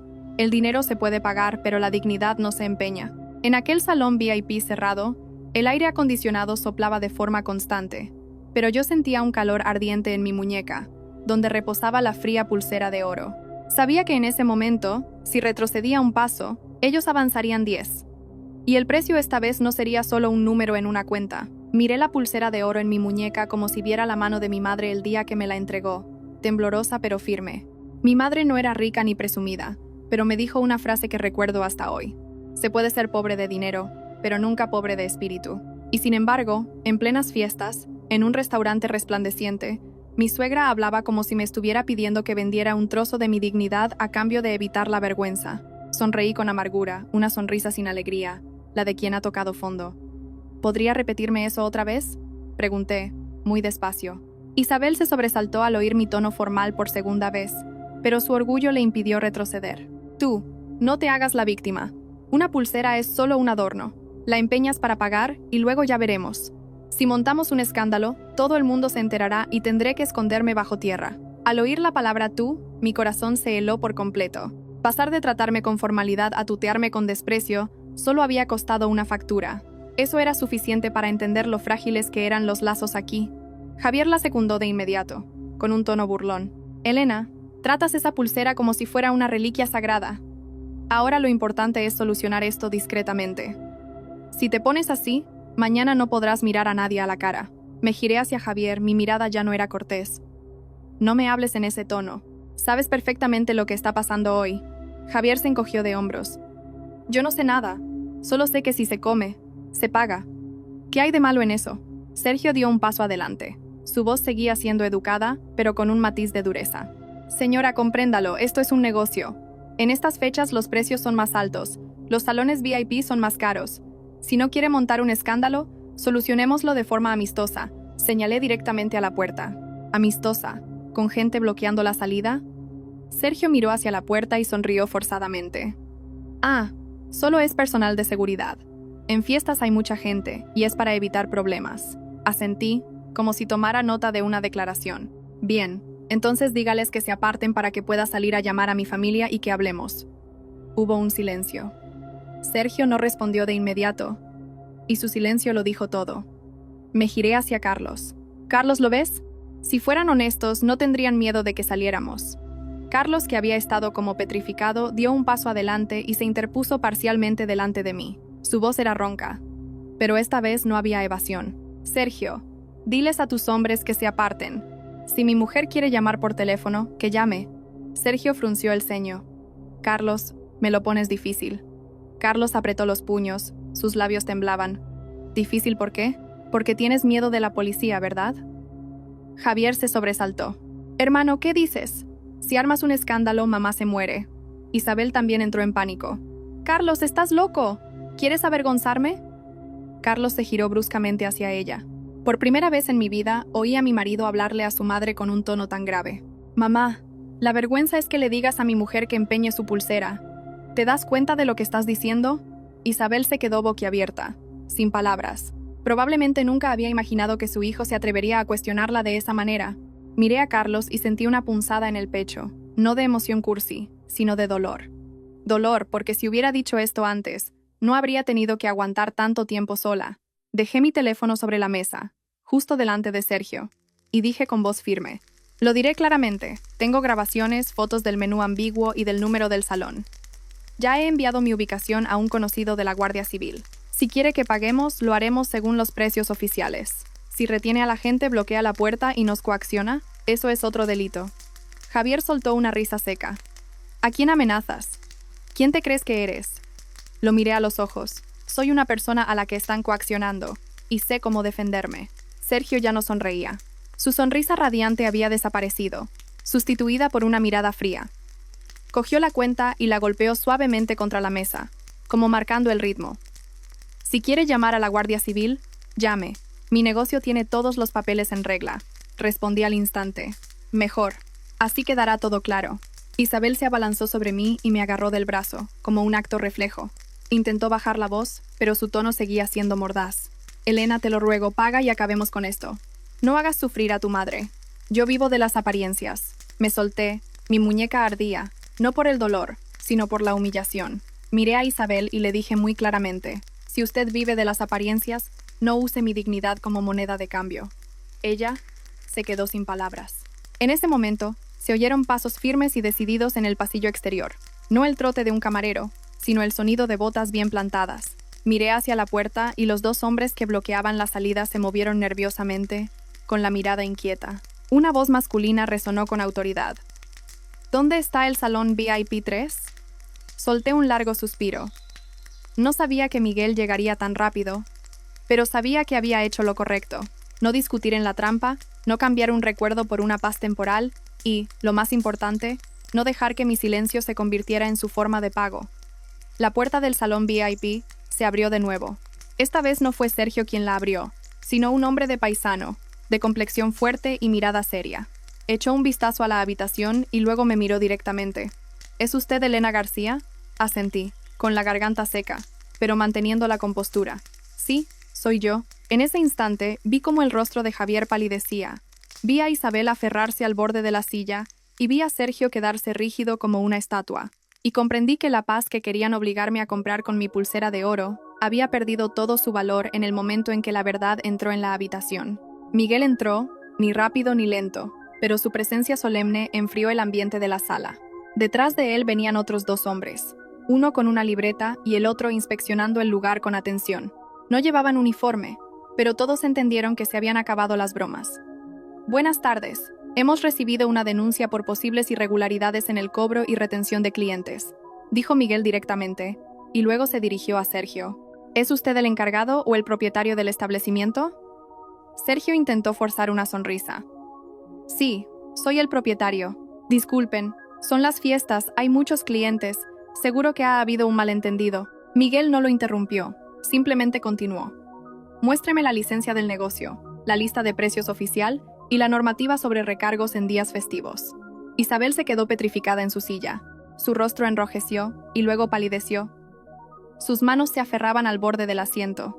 Javier se escondía detrás de Sergio, con los labios apretados, sin rastro de su anterior jactancia.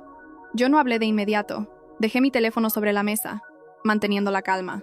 Sabía que en momentos como este, hablar por desahogarse no servía de nada. Solo hablar con precisión y justicia podía salvarme. Miguel se giró hacia mí. Por favor, cuénteme todo desde el principio. La hora de llegada. ¿Quién invitó? ¿Quién pidió los platos? ¿Y si se les informó del precio? Asentí. Miré a todos en la sala, a Sergio, a Javier, a Isabel, y empecé a relatar los hechos, con una voz tan monótona como si leyera un informe. Llegamos cerca del mediodía. Un empleado nos recibió llamando a mi suegra por su nombre, señora Isabel, y nos acompañó al salón VIP 3. Cuando pedí ver los precios en el menú, muchas secciones indicaban precios según mercado o consultar en el mostrador, y algunas páginas tenían un papel pegado encima. Cuando pregunté por los precios concretos, el personal me dijo que se calcularía al final. Miguel asintió e hizo una seña a su compañero para que tomara notas. Continué, sin añadir dramatismo. Durante la comida, trajeron platos que no recuerdo que nadie pidiera. Después, pedí ir al baño. Cuando volví, mi cuñado se llevó a mi marido fuera con la excusa de que los hombres hablarían de la cuenta. La puerta se cerró y fuera había gente bloqueando el paso, e incluso me pidieron que les entregara mi teléfono. Al llegar a este punto, Miguel levantó la vista y miró fijamente a los dos hombres de camisa oscura que estaban junto a la puerta. Con solo una mirada, ellos bajaron la cabeza y se apartaron. Sergio se apresuró a intervenir. Señor, son personal de seguridad. Solo están aquí para mantener el orden. Miguel preguntó secamente. ¿El personal de seguridad tiene derecho a pedirle el teléfono a un cliente? Sergio se quedó sin palabras. Miguel se giró de nuevo hacia mí. ¿A cuánto ascendía la cuenta? Tomé la hoja de la factura y señalé el total. 14.700 euros. ¿Incluía un menú VIP, licor de alta gama, cargo por el salón y servicio privado? Pero no se me informó de los precios con antelación. Cuando solicité la lista de precios oficial y el menú original, el restaurante argumentó que los precios en fiestas y en el VIP eran diferentes. Miguel cogió la factura, la examinó y le dijo a su compañero: comprueba la lista de precios oficial del establecimiento. Solicita al encargado que la presente de inmediato. Si no la tiene, levanta acta por infracción. Isabel, como si despertara de un trance, balbuceó. Señor, nosotros solo vinimos a comer para celebrar. Si ha habido un malentendido, no lo haga más grande. Miguel la miró. Su voz seguía siendo educada pero muy clara. Señora, no se preocupe, seguiremos el procedimiento. Si todo está en regla, nadie tendrá problemas. Si hay irregularidades, se tomarán medidas. Al oír esas palabras, sentí que se deshacía un nudo en mi interior. Quien nada debe, nada teme. Era cierto, pero aún así, se necesita a alguien que imparta justicia cuando otros te amenazan. Sergio empezó a ponerse nervioso. Se giró hacia la puerta y llamó a un empleado para que trajera los papeles para el señor agente. Quiero decir, para que los señores los revisaran. Una camarera salió corriendo. Javier se quedó a su lado, con los ojos moviéndose de un lado a otro. Me crucé con su mirada. Él apartó la vista rápidamente, como si temiera que lo descubriera. Miguel continuó. ¿Dónde está el datáfono? ¿Quién emitió la factura? Sergio respondió rápidamente. Está en el mostrador, pero hoy está dando algunos problemas. Estoy reiniciándolo. Miguel lo interrumpió con voz firme. No reinicie nada, no toque nada. Acompáñeme al mostrador ahora mismo. Vamos a presentar los datos para cotejarlos. Si los modifica, será un agravante en su contra. Sergio se quedó paralizado. Su sonrisa de VIP con buen precio había desaparecido por completo. Carlos se acercó a mi lado, con la voz ronca. Miguel, gracias. Mi mujer. Ella estaba preocupada desde el principio. Miguel asintió levemente. Tranquilo. Ahora necesito que todos colaboren. Isabel se giró hacia Carlos, con los ojos enrojecidos. ¿Qué haces, Carlos? ¿Dejas que esta gente entre aquí? ¿Con qué cara voy a mirar a los demás ahora? Carlos miró a su madre, esta vez sin esquivarla. ¿Con qué cara? Pues primero tendrás que pensar en cómo has tratado a mi mujer. Isabel se quedó boquiabierta, y luego enmudeció. Yo no añadí nada más. Solo sentí un frío inmenso. Un frío. Porque cuando alguien teme perder las apariencias, es capaz de usar a su nuera como escudo. Miguel y su compañero pidieron que se abriera la puerta del salón VIP, inspeccionaron el pasillo y tomaron nota de que había gente bloqueando el paso. Le entregué a Miguel las fotos del menú, las páginas con los precios tapados, las líneas que decían precio según mercado. Miguel las examinó y dijo una frase corta. Con esto es suficiente para aclararlo todo. Poco después, la camarera volvió corriendo con una carpeta. Sergio se la entregó apresuradamente. Aquí están los papeles, señor. Tengo la lista de precios. Miguel la hojeó y preguntó. ¿Dónde está colgada la lista de precios oficial?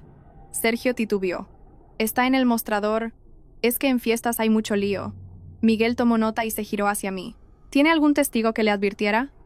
Asentí. Sí. Laura, la camarera que nos atendió. Miré a mi alrededor. Laura estaba junto a la puerta, pálida, agarrando su delantal. Me acerqué y le susurré. Lo suficientemente alto para que se sintiera más segura. Di la verdad. No dejaré que te culpen a ti sola. Laura levantó la vista, con los ojos enrojecidos. Asintió y luego dijo en voz baja ante Miguel. Sí, aquí a veces, cuando los clientes preguntan el precio, nos dicen que respondamos que se calculará al final. Yo tenía miedo de que a la señora le pasara lo mismo que a otros. Javier saltó. Laura, ¿qué estás diciendo? Miguel se giró bruscamente hacia Javier. ¿Usted qué relación tiene con este establecimiento? Javier se quedó helado. Nada. Solo soy un cliente. Vengo con mi familia. Miguel asintió. Entonces, no tiene derecho a presionar a una empleada que está colaborando con nosotros. Javier se cayó de golpe. Su rostro pasó del rojo al blanco. Finalmente, Miguel concluyó allí mismo, con voz clara. El establecimiento presenta indicios de no exhibir los precios de forma clara, de cobrar recargos no transparentes y de obstaculizar la salida de los clientes. Levantaremos un acta de inspección administrativa, retendremos la factura y el menú, y solicitaremos la preservación de los datos del datáfono para su cotejo. Sergio se quedó como si le hubieran quitado todo el aire. Isabel se desplomó en su silla, con la mirada perdida. ¿Y yo? No sentí la satisfacción que había imaginado. Solo sentí alivio. Alivio, porque la pulsera de oro seguía en mi muñeca. Y porque finalmente, alguien había llamado a la verdad por su nombre. No recuerdo exactamente cuándo salí del restaurante. Solo la sensación de pisar la calle como si acabara de escapar de una habitación sin aire. El viento frío del pueblo me golpeó la cara y me hizo llorar los ojos. Carlos se quedó a mi lado. Sus manos aún temblaban ligeramente. Isabel caminaba detrás, murmurando como si estuviera en trance.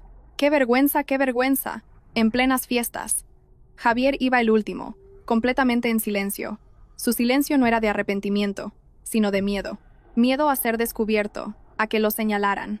Miguel nos pidió que lo acompañáramos a la comisaría para aclarar más detalles y tomar declaración.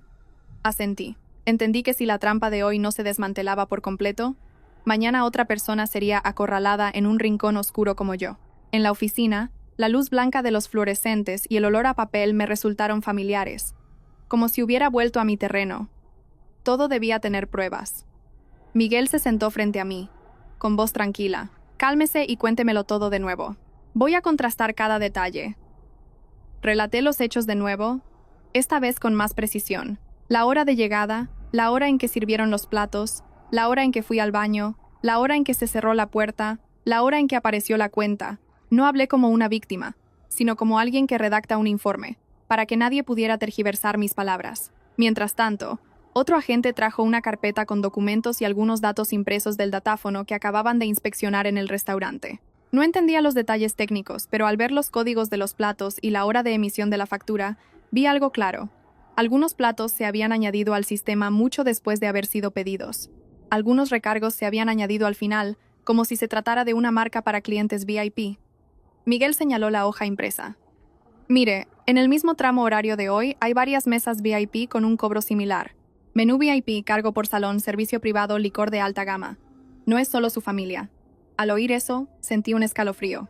Resulta que no solo me habían elegido a mí, sino que era una operación en cadena, esperando al tipo de cliente adecuado para lanzar la red.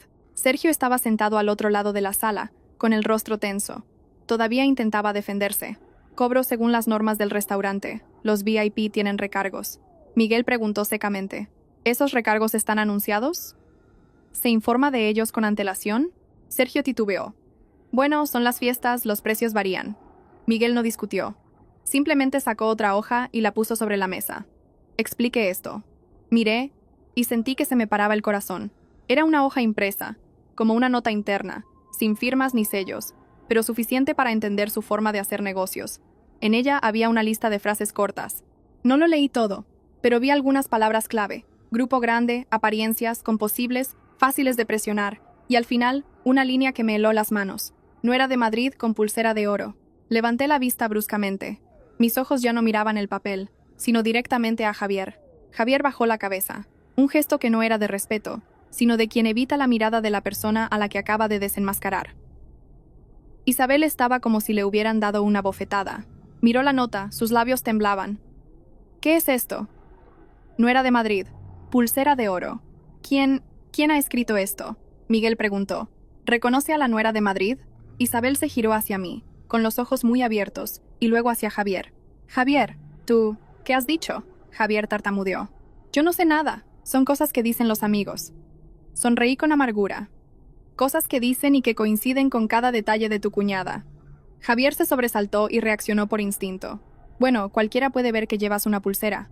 Apreté cada palabra. Verla es una cosa. Pero anotarlo para presionar es otra muy distinta. El aire en la habitación se volvió pesado y seco.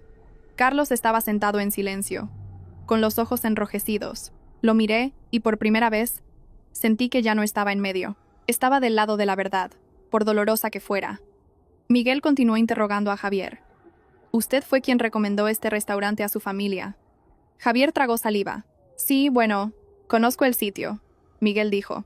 Entonces, explíqueme por qué el establecimiento tiene una nota que apunta a la nuera de Madrid con una pulsera de oro. ¿Quién les dio esa información? Javier negó con la cabeza repetidamente. Yo no sé nada.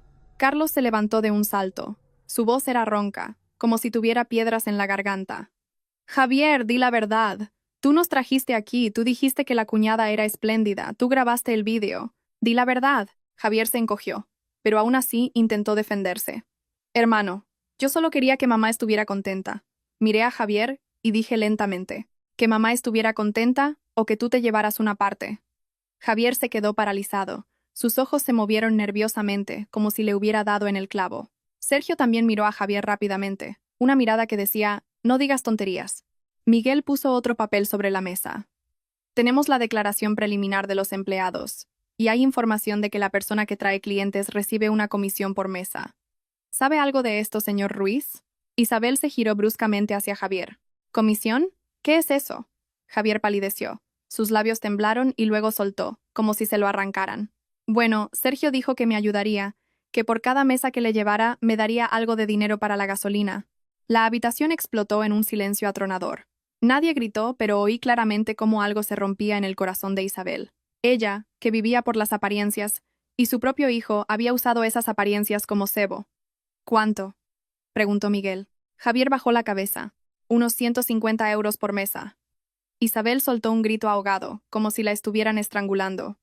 Dios mío. ¿Has ganado dinero metiendo a tu cuñada en una trampa? Javier rompió a llorar, o fingió llorar. No lo sé. Solo balbuceó. No pensé que llegaría a esto. Sergio dijo que nos haría un buen precio. Y además, ¿la cuñada trabaja en Madrid? Lo interrumpí con voz fría. ¿Y por trabajar en Madrid merezco que me tiendan una trampa? Carlos se giró. Sus hombros se sacudieron ligeramente. Comprendí que se estaba culpando a sí mismo más que a nadie, porque esta trampa no era solo el restaurante. La trampa también había sido su silencio durante años, permitiendo que su madre y su hermano se acostumbraran a ver a su mujer como alguien que podía soportarlo todo. Miguel resumió, con voz firme. Continuaremos investigando la conducta fraudulenta en la fijación de precios y los indicios de retención de clientes. El establecimiento será sometido a una inspección completa. Sergio se sentó, inmóvil. Javier mantenía la cabeza gacha, con el rostro pálido. Isabel me miró, con una mezcla de miedo y amargura. Pero esta vez, su amargura no era porque yo hubiera montado un escándalo, sino porque la verdad la había despojado de su máscara de apariencias. ¿Y yo? Volví a mirar la nota. No era de Madrid con pulsera de oro. Una nota fría como el papel, pero que me hizo entender una cosa. Si hoy no hubiera estado alerta, esa pulsera estaría en manos de otros, y yo habría cargado con esa humillación toda mi vida. Se suele decir que quien siembra vientos, recoge tempestades. No quería que nadie recogiera una tempestad, pero sabía que una tormenta ya se había empezado a formar en el seno de la familia de mi marido. Al salir de la comisaría, ya atardecía. El viento de la montaña en Cangas de Onís era frío, pero el frío exterior era más soportable que el que sentía por dentro. Caminé junto a Carlos, no por apoyarme en él, sino porque sentía que si me descuidaba un instante, todas las acusaciones volverían a caer sobre mí como una avalancha. Isabel iba delante, con los hombros rígidos. No lloraba, solo respiraba con fuerza, como si se estuviera ahogando. Javier iba el último, con la cabeza gacha. Su postura no me inspiraba compasión, solo hastío. La gente que se equivoca agacha la cabeza por miedo, no por arrepentimiento. Al llegar al principio de la calle, oí murmullos. Unas vecinas estaban reunidas junto a la puerta de una casa, con platos de dulces en la mano, comiendo mientras no nos quitaban ojo de encima. En los pueblos, las noticias corren más rápido que las motos. Bastaba con que se supiera que la Guardia Civil había intervenido en el restaurante para que la gente añadiera y quitara a su antojo. Una de ellas sonrió. «Anda, si ya ha vuelto la familia de Isabel. He oído que hoy habéis ido a comer a un sitio muy elegante». La palabra elegante fue dicha con dulzura, pero su mirada era como un alfiler. Isabel palideció. Entró rápidamente en el patio sin responder, como si quisiera huir de las miradas. Pero cuanto más huía, más curiosidad despertaba. Al llegar al salón, Isabel tiró su bolso sobre una silla y se giró bruscamente hacia mí. Sin dar tiempo a que nadie bebiera un sorbo de agua, estalló, con una voz cargada de rabia y amargura.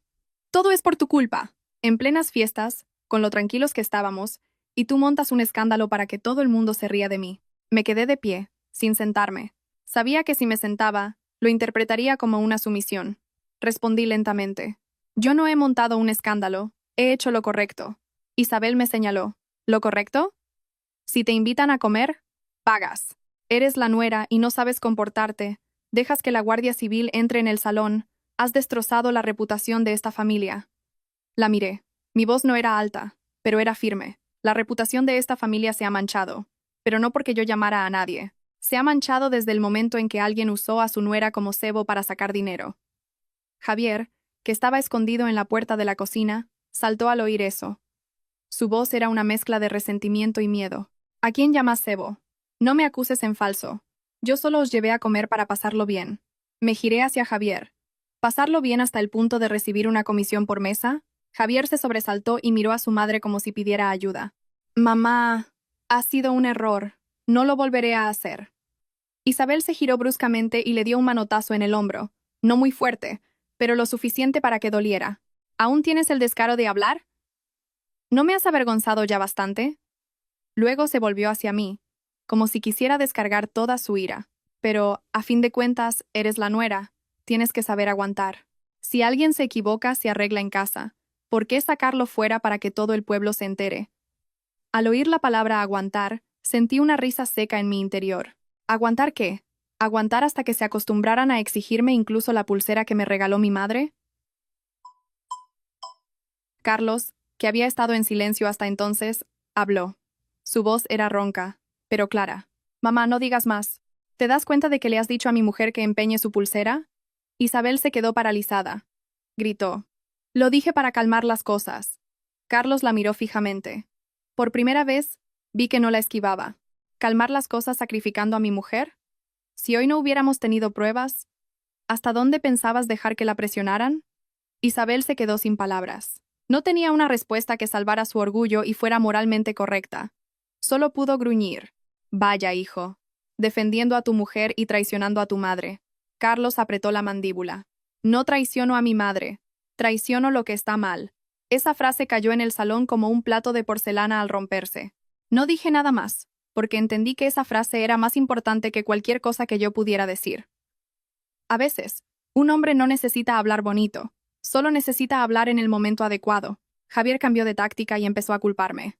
«Hermano, hablas muy bien, pero Elena también tiene su parte de culpa. Siempre buscando problemas, grabando y haciendo fotos. Se cree que es una inspectora». Miré a Javier con calma. Grabé y saqué fotos para protegerme. Si no fuera por eso, ¿crees que hoy habríamos pagado y vuelto a casa tan tranquilos? ¿O al volver habrías dicho que invitaba yo porque tenías un vídeo? Javier se quedó sin argumentos. Isabel volvió a gritar. Solo temo que la gente diga que no sé educar a mi nuera. ¿Qué nuera más insolente? Que se atreve a llamar a la Guardia Civil. Respondí con una voz aún más fría. Usted teme lo que diga la gente, pero no temió que a su nuera la coaccionaran en una habitación con la puerta vigilada. Hay un dicho: quien nada debe, nada teme. Yo no he hecho nada malo, así que no temo lo que digan. Isabel, como si le hubieran tocado en la llaga, gritó: Muy bien, pues si eres tan lista, lárgate a tu casa. No te quedes aquí para avergonzarme. El ambiente se volvió irrespirable. Una orden de expulsión en plenas fiestas era suficiente para romper cualquier vínculo. Miré a Carlos. Él me devolvió la mirada, con los ojos enrojecidos pero sin parpadear, y dijo muy despacio: Mamá, si quieres echarla, échame a mí también. No voy a dejar a mi mujer sola aquí. Isabel se quedó petrificada. Probablemente nunca imaginó que su hijo se atrevería a poner a su mujer al mismo nivel que ella en una elección. No gané ninguna batalla en esa discusión. Solo me sentí agotada de tener que mantenerme firme ante quienes estaban acostumbrados a doblegarme. Cogí mi bolso sin hacer aspavientos y dije, lo suficientemente alto para que se oyera: me voy, no porque me haya equivocado, sino porque no quiero quedarme aquí ni un minuto más para que sigan usando mi honor como moneda de cambio. Isabel se dio la vuelta, respirando con dificultad. Javier se quedó quieto, sin atreverse a mirarme. Carlos entró en la habitación, cogió mi abrigo y se puso el suyo. Ya no me pidió que aguantara, solo me puso la mano en el hombro, un gesto ligero pero firme. Al salir al patio, todavía oía los murmullos de los vecinos, como un enjambre de abejas. Pero, curiosamente, ya no sentía miedo. De repente recordé un viejo dicho: en la vida, es mejor tener sustancia sin fama que fama sin sustancia. Mi honor no dependía de lo que dijera la gente. Mi honor residía en no haberme vendido a bajo precio a cambio de una paz falsa. Salimos por la puerta y el viento nos golpeó con fuerza, un frío cortante. Me subí la manga y toqué mi pulsera de oro. Seguía allí, como un recordatorio de que hay cosas que, aunque toda la familia de mi marido me diera la espalda, yo debía proteger. Salimos por la puerta sin mirar atrás. No por orgullo, sino porque mirar atrás solo habría sido confirmar una vez más que me consideraban una espina en su carne. El viento de la montaña me azotaba la cara, tan frío que me entumecía los labios. Carlos me subió el cuello del abrigo y cogió mi bolso para llevarlo, sin decir una palabra. Después de caminar un trecho, finalmente habló, con voz baja. ¿Tienes frío?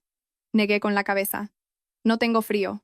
Solo me siento vacía, como si alguien me hubiera arrancado un trozo de confianza, dejando un hueco imposible de llenar. El autobús nos llevó de vuelta al pueblo.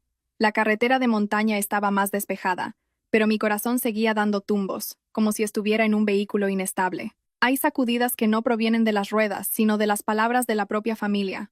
La frase "empeña esa pulsera" seguía resonando en mi cabeza, como una mancha que intentas limpiar pero no se va. Carlos conducía muy despacio. Varias veces lo vi apretar el volante con fuerza. Las venas de sus manos se marcaban. Estaba conteniendo la rabia, la vergüenza y también el arrepentimiento. Cerca de la estación de autobuses, se detuvo a un lado de la carretera, apagó el motor y un silencio denso nos envolvió. Pensé que paraba para fumar, pero no lo hizo. Se enderezó en su asiento, mirando al frente, y de repente dijo, con la voz completamente ronca: Lo siento. Me giré, pero él seguía mirando al frente, como si temiera que si me miraba, se le escaparían las lágrimas. ¿Lo sientes por lo de hoy?, pregunté. Tragó saliva. No. Lo siento por todos estos años. Soltó un largo suspiro. Siempre pensé que aguantar era lo mejor, que callarme para mantener la paz en casa era lo correcto, pero resulta que te estaba dejando sola para que lo soportaras todo. No respondí de inmediato. Dejé que terminara, porque hay disculpas que, si se interrumpen, se convierten en una mera formalidad. Carlos continuó. Su voz se quebró. Hoy, cuando mamá dijo lo de empeñar tu pulsera, me sentí como un miserable. Miserable. Porque dejé que oyeras eso en mi propia familia. Miré sus manos. Esas manos que habían manejado destornilladores y cables, que me habían cuidado cuando tenía fiebre, pero que también se habían rendido cada vez que su madre hablaba con dureza. Comprendí que no era malo, solo era un cobarde ante el deber filial, y la cobardía prolongada se convierte en costumbre. Dije lentamente. Carlos, no necesito que seas un héroe. Solo necesito que te pongas del lado de lo que es justo. Hoy te has puesto del lado de lo justo tarde, pero lo has hecho. Se giró para mirarme, con los ojos enrojecidos. Temía que mamá se disgustara, temía lo que dijeran los vecinos, temía que mi madre tuviera la reputación de no saber educar a su hijo. ¿Pero nunca pensaste que yo también tengo una reputación? ¿Que yo también tengo amor propio? Sonreí con amargura. Sí que lo pensaste. Solo que lo pensaste después. Bajó la cabeza. Su voz era casi un susurro, como una confesión. Lo sé. Saqué el teléfono y compré billetes de autobús para Salamanca. No volví directamente a Madrid. Quería ir a casa de mi madre para respirar y también para que Carlos viera lo que era un hogar donde no se usa el orgullo para presionar a la gente. En el autobús me senté junto a la ventana. Afuera, las montañas se quedaban atrás. Las nubes formaban largas estelas. Carlos se sentó a mi lado en silencio. Pero esta vez no era un silencio para evadirse, sino para reflexionar. Llegamos a Salamanca al anochecer, justo a la hora en que apetece un plato de sopa caliente. Mi madre nos esperaba en la puerta desde hacía rato, con una bufanda de lana en la mano. Apenas me vio bajar, no hizo muchas preguntas. Solo me abrazó y me acarició el pelo. ¿Ya has vuelto, hija? Una sola frase bastó para que se me hiciera un nudo en la garganta. No lloré, solo sentí que me picaban los ojos. Dicen que las hojas caen y vuelven a sus raíces. Resulta que las raíces no son solo la tierra, sino el lugar donde nadie te exige que demuestres nada. Al entrar en casa, la cena ya estaba servida. Una sopa de cocido, un plato de carne guisada, encurtidos y un poco de pescado. Sin langostas, sin abulón, sin salones VIP, pero el olor a comida caliente me reconfortó desde el estómago hasta el pecho. Mi madre miró a Carlos con cortesía. Come, hijo, en estas fiestas. Lo que haya pasado ya se hablará. Carlos asintió en voz muy baja. Se sentó, con las manos sobre las rodillas como un niño. Noté que estaba nervioso ante una amabilidad que no necesitaba ostentación. A mitad de la cena, mi madre miró mi muñeca y vio que la pulsera de oro seguía allí. No preguntó por el restaurante, sino que hizo otra pregunta, más suave pero más profunda. Me alegro de que todavía tengas la pulsera. Perderla es como perder una parte de ti. Asentí. Le conté la historia brevemente, sin adornos. Mi madre escuchó sin insultar a nadie, solo suspiró. En la vida hay gente que teme más perder las apariencias que perder la decencia, y cuando es así, los primeros en sufrir son los seres queridos. Carlos bajó la cabeza. Vi cómo sus hombros se sacudían ligeramente. Esa noche, cuando mi madre ya se había retirado, Carlos y yo nos sentamos en el porche. El viento de la meseta no era tan cortante como el de la montaña, solo fresco. Le hablé directamente, sin rodeos. Carlos, no voy a pedir el divorcio hoy, pero voy a establecer límites. A partir de ahora, cualquier asunto relacionado con mi dinero, mi honor o mi privacidad, nadie podrá decidirlo por mí. Y tú tienes que ser quien se lo deje claro a tu madre. Carlos respondió de inmediato, sin evasivas. ¿De acuerdo? Lo miré. No un de acuerdo de boquilla. Si lo cumples, seguiremos adelante. Si vuelves a callar para mantener la paz, un día, ya no querré estar en esa paz. Carlos asintió con firmeza, con los ojos húmedos. Lo entiendo. Lo haré. No me aferré a su promesa como a un salvavidas. Solo la tomé como una cláusula. Dicen que del dicho al hecho hay un trecho. Pero yo no necesitaba pasar por encima de nadie. Solo necesitaba superar esa costumbre de silencio que me había hecho tanto daño durante años. La noche en Salamanca fue tranquila. Acostada en mi antigua cama, escuchando el viento colarse por la ventana, me sentí un poco más ligera. No porque todo hubiera terminado, sino porque, por primera vez, sentí que ya no estaba sola en mi matrimonio. Los días en Salamanca pasaron rápido. Y de una forma extraña. Las fiestas aún no habían terminado, pero mi corazón ya no estaba tan pesado. Mi madre no volvió a preguntar por la familia de mi marido. Solo se ocupó de que comiera bien y durmiera lo suficiente. El amor de las personas mayores es así. No necesitan oír mucho. Solo necesitan que sus hijos estén bien. Carlos también era diferente. Ya no tenía esa actitud de aguanta un poco. Se levantaba temprano para ayudar a mi madre a barrer el patio, fregaba los platos, y por la tarde se sentaba a hablar conmigo. Poco, pero sincero. Una vez murmuró: siempre pensé que mantener la paz era mantener unida a la familia, pero no me di cuenta de que esa paz te estaba empujando a ti fuera. Lo escuché sin responder de inmediato. Solo sentí que una parte del peso en mi pecho se aliviaba. Cuando terminaron las fiestas, volvimos a Madrid. Pensé que las cosas se calmarían, como el viento al final del invierno, pero la vida no es tan amable. Apenas llegamos a nuestro piso, mi teléfono empezó a vibrar sin parar. Mensajes de un número desconocido y una llamada de una compañera de trabajo. Elena, ¿has visto las noticias? Están investigando a fondo ese restaurante. No me gusta airear mi vida privada, pero la noticia de que la Guardia Civil había intervenido en un restaurante en plenas fiestas en un pueblo pequeño se iba a extender de todas formas. Abrí el teléfono y leí unas cuantas líneas. sin necesidad de profundizar para entenderlo. El establecimiento de Sergio había sido clausurado temporalmente para una inspección. Otras personas también habían denunciado haber recibido facturas similares, e incluso a una familia la habían retenido hasta la noche por no poder pagar. Miré la pantalla un momento y la apagué. No sentí la satisfacción que uno podría imaginar. Solo pensé que, efectivamente, quien siembra vientos recoge tempestades. Y la tempestad no llegó porque yo fuera más lista, sino porque ellos se habían acostumbrado demasiado a hacer las cosas mal. Pero lo que más me preocupaba era Laura. 2 días después, Laura me envió un mensaje. Señora, me han despedido. Me han llamado para decirme que soy una chivata. Tengo mucho miedo. Una sola línea bastó para que sintiera rabia. Ellos se equivocan y aún así intentan silenciar a quien dice la verdad. Llamé a Laura de inmediato. ¿Dónde estás?, pregunté. Su voz temblaba.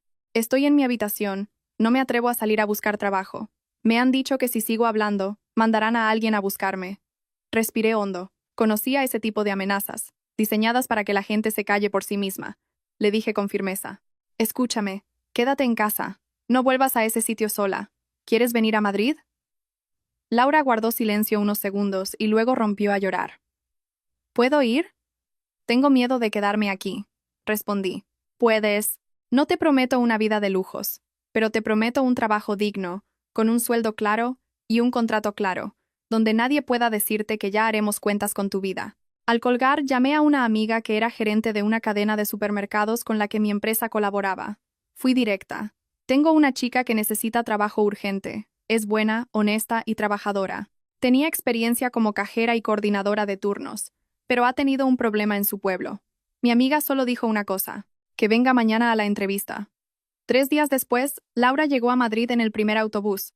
Fui a la estación a recogerla. Llevaba una mochila vieja y una bolsa de plástico, mirando a su alrededor como si acabara de llegar a otro mundo. Le di un bocadillo caliente y le dije: come, aquí nadie te va a obligar a callarte. Dio un mordisco, y las lágrimas empezaron a caer, comiendo y llorando al mismo tiempo. Pensé que mi vida se había quedado atascada allí, señora. Yo solo respondí: en la vida, el tiempo pone a cada uno en su lugar. Si dices la verdad, al final encontrarás tu camino. No me atreví a decir nada demasiado optimista, porque sabía que la vida aún tenía muchas dificultades, pero al menos ese día vi una luz en los ojos de Laura, muy diferente a la mirada asustada del salón VIP, y en Cangas de Onís, las consecuencias llegaron más rápido de lo que pensaba. Javier llamó a Carlos. Esta vez, su voz ya no era burlona, sino un susurro, como un alumno al que sacan a la pizarra. Carlos puso el altavoz para que yo oyera. Hermano, habla con tu mujer, dile a Elena de mi parte, que la gente me está insultando. Todos dicen que llevo a la gente a trampas. No puedo ni salir a la calle. Carlos preguntó con frialdad. ¿Tienes miedo de que te miren? ¿Y cuando aceptabas la comisión por mesa, pensaste en mi mujer? Javier se quedó mudo. Isabel también llamó, pero no se disculpó directamente. Solo dio un rodeo. Carlos, hijo, vuelve y dile a tu mujer que ese día estaba nerviosa y dije cosas sin pensar. La situación se me fue de las manos. Carlos me miró y luego dijo por el teléfono, con voz firme: a ti se te fue de las manos porque temías perder las apariencias. Pero a mi mujer se le fue de las manos cuando la presionaron para empeñar su pulsera. ¿Alguna vez has pensado en ella? Al otro lado, hubo un silencio, y luego Isabel rompió a llorar. Un llanto que no era de autocompasión, sino el de alguien a quien su propio orgullo había estrangulado. Pero no me ablandé. Entendí que algunas lágrimas caen por miedo a perder, no por arrepentimiento. Una semana después, Miguel me envió un mensaje. El establecimiento de Sergio había sido sancionado con una multa severa y clausurado, mientras se investigaban las irregularidades en los precios y la retención de clientes, y se estaban revisando todas las facturas de esas fechas. Leí el mensaje y dejé el teléfono. Se había acabado. Un restaurante que presumía de ser VIP se había hundido por sus propias trampas. Realmente, la avaricia rompe el saco. En cuanto a Isabel, después de lo sucedido, los vecinos ya no iban a su casa a felicitar las fiestas con la misma alegría. Algunos murmuraban que por querer aparentar tanto, al final había quedado en ridículo. Otros negaban con la cabeza, diciendo que su hijo pequeño había arruinado a la familia. La casa que ella había intentado convertir en un escenario se había quedado en silencio y fría. Quizás ese fue el mayor castigo para alguien que vivía de los aplausos de los demás. Cuando nadie aplaude, solo oyes tu propia respiración. Mi marido y yo volvimos a nuestra rutina en Madrid, pero ya no era la misma rutina de aguante. Carlos llamó a su casa para dejar claros los límites. El dinero de nuestro matrimonio era nuestro. Nadie tenía derecho a usar mi honor para presumir, y mucho menos a usar mis bienes para solucionar problemas. Al oírle decir esas frases, supe que había superado su propio miedo. Y yo seguí llevando mi pulsera de oro. No para recordar el dolor, sino para recordar que no me había rendido. Comprendí que ser nuera no es tan terrible como ser una nuera sin límites. La gente puede criticarte por ser firme, pero es mejor ser firme y protegerte que ser blanda y perderte. La lección que saqué de todo esto es la siguiente.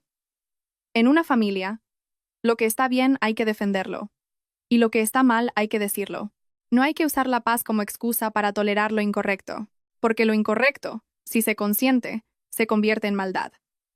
Y tampoco hay que usar las apariencias para poner a tus seres queridos como escudo, porque cuando te des la vuelta, puede que ya no quede nadie a tu lado.